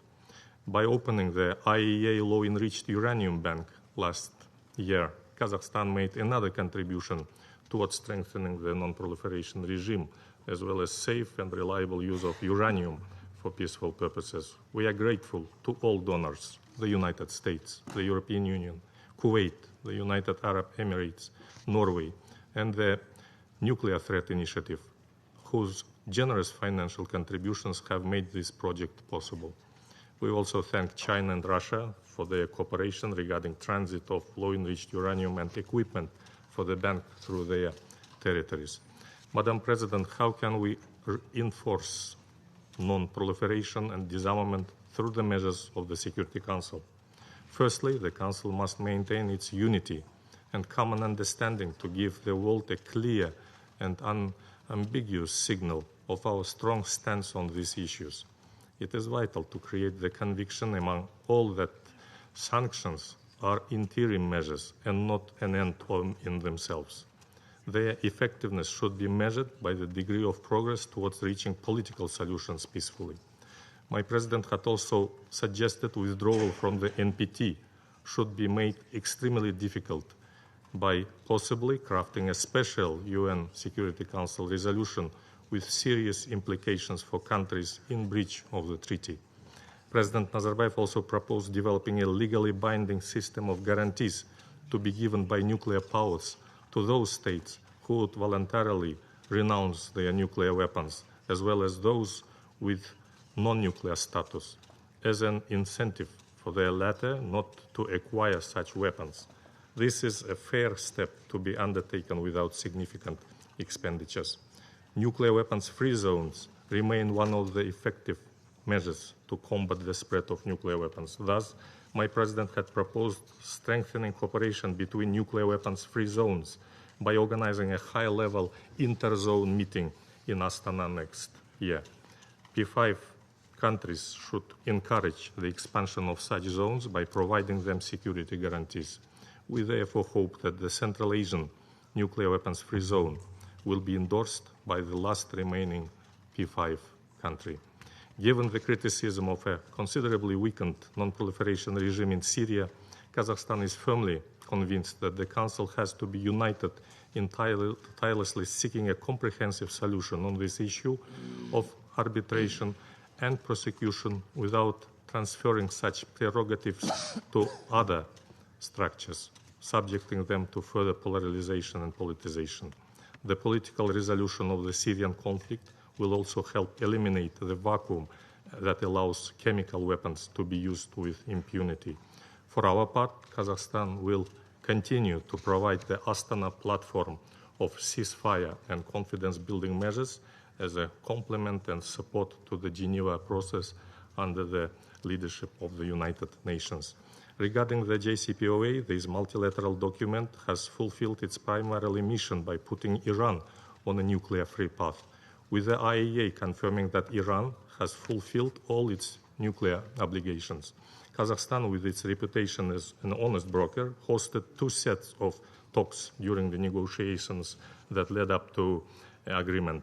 As the world's top uranium exporter, Kazakhstan contributed significantly by supplying 60 tons of raw uranium to Iran in exchange for Tehran sending over 300 kilograms of highly enriched uranium to Russia.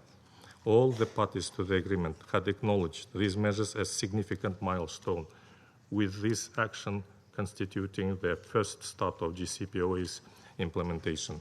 Notwithstanding the certain complications related to the obligations by some parties to the agreement, we hope for its further implementation. We propose to consider new concerns and challenges through all possible means of diplomacy without destroying the previous hard-won achievements. Finally, Madam President, it is necessary for all in this Council to demonstrate responsibility, political will and wisdom to make a quantum leap towards of great historic significance. We need the moral compass to go from narrow national interests to a greater vision of a safe and secure world. Thank you for your attention. I thank the Minister for his statement, and I now give the floor to the Minister for Foreign Affairs of Sweden. Thank you, Madam President. From listening to all countries around this table, I heard support for the idea that multilateral and diplomatic efforts are urgently needed to address the challenges of today. International peace and security and preventing conflict and terrorism are rightly highest on our agenda. I therefore thank you, Madam President, for convening this important meeting on non-proliferation. So, Madam President, we were asked to comment on 4 themes in this briefing: sanctions efficiency, capacity to implement, non-state actors, and weapons of mass destruction. And I think that the answer to all of these questions is close multilateral cooperation. The world would certainly be a much more dangerous place without the existing treaties and agreements of the global disarmament and non-proliferation regime. Yet that multilateral framework depends on our continuous commitment to collective solutions. In many parts of the world, we see modernization of nuclear weapons arsenals, increased missile capacities, the threat of chemical weapons use, and a normalization in the rhetoric surrounding all weapons of mass destruction. And history has shown us too many times that such steps forms a pathway to catastrophe. The nuclear weapon states bear a particular responsibility in upholding and making good on the commitment inherent in the NPT of a nuclear weapons-free world. And to this end, the review conference in 2020 must pave the way for enhanced disarmament and non-proliferation commitments. Equally, Sweden reiterates the call on all states to sign and ratify the CTBT. Madam President, the Non-Proliferation Treaty is the common tool towards disarmament and non-proliferation, but let me today also focus on 3 specific issues, and many of you have already touched upon them. The challenges, of course, to the Iran nuclear agreement, the DPRK's development of nuclear weapons, and the recurring use of chemical weapons. So first, the Joint Comprehensive Plan of Action, the Iran deal, is a historic achievement. It's a concrete example of effective diplomatic non-proliferation efforts. And this agreement prevents nuclear proliferation in Iran, but also aims to avoid ripple effects in the region. As the IAEA confirms, Iran continues to fulfill its nuclear obligations under the agreement. And as long as this is the case, the JCPOA effectively curtails Iran's ability to develop nuclear weapons.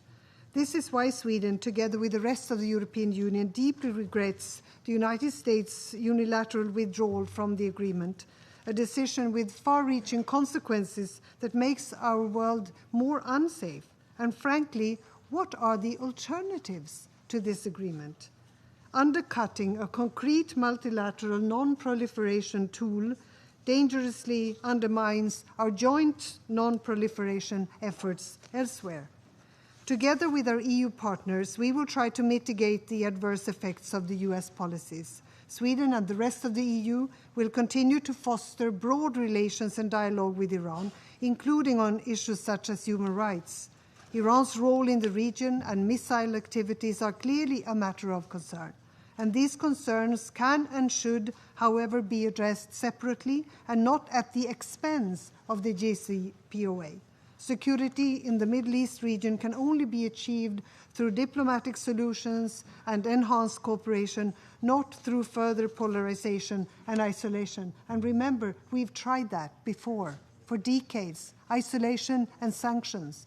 And all it did was to support the most conservative forces in Iran. That's a problem. Secondly, the DPRK's nuclear weapons program is a major threat to the global non-proliferation regime. Recent diplomatic efforts deserve our full and active support, and the continued progress in the inter-Korean dialogue is very encouraging. And the summit between the United States and the DPRK in Singapore in June was indeed significant. All parties must now work to maintain momentum and take positive steps. For the DPRK, this means the commitments must be translated into legally binding undertakings, and the IAEA should be given a role early in the verification of the denuclearization and disarmament process. The Security Council and the international community must continue to stand united. Thirdly, the use of chemical weapons is a serious violation of international law, and every violation undermines established norms and risks eroding the international taboo on these weapons. And this is a very serious and worrisome development. The use of chemical weapons is morally abhorrent and can never be accepted. In Syria, the OPCW, UN Joint Investigative Mechanism, has confirmed that chemical weapons were used repeatedly by the Syrian Arab Republic and by Daesh. We supported the decision to task the OPCW to identify the perpetrators of the use of chemical weapons in Syria. And while a mechanism established by this council would have been preferable, the issue was too important to be allowed to be blocked. And this does, however, not free this council from its responsibility to ensure that those responsible are held to account. In Salisbury, a targeted murder was attempted using a nerve agent. And such assaults are absolutely unacceptable, and we call on Russia to fully cooperate with the investigations. Madam President, we must never lose sight of why we are making the efforts to eliminate those horrific weapons. Until now, we have not talked about the victims. And I have myself met with survivors of nuclear weapons attacks, and I will never forget their stories. Victims of chemical weapons have shared similar accounts, and it is important to listen to such personal experiences to understand what it is that we are fighting for. It has definitely strengthened my resolve to step up efforts for non-proliferation and disarmament. Weapons of mass destruction is clearly a global threat that we must address together, and only through multilateral solutions, including by this Council, can we effectively prevent the use of these repugnant weapons. The multilateral non-proliferation and disarmament framework is also a key pillar of the international rules-based order. We owe this to the survivors and victims of past attacks, and we owe it to future generations. Thank you, Madam President. I thank the Minister for her statement. Thank you all for joining us here today. There are no more names inscribed on the list of speakers, and this meeting is adjourned.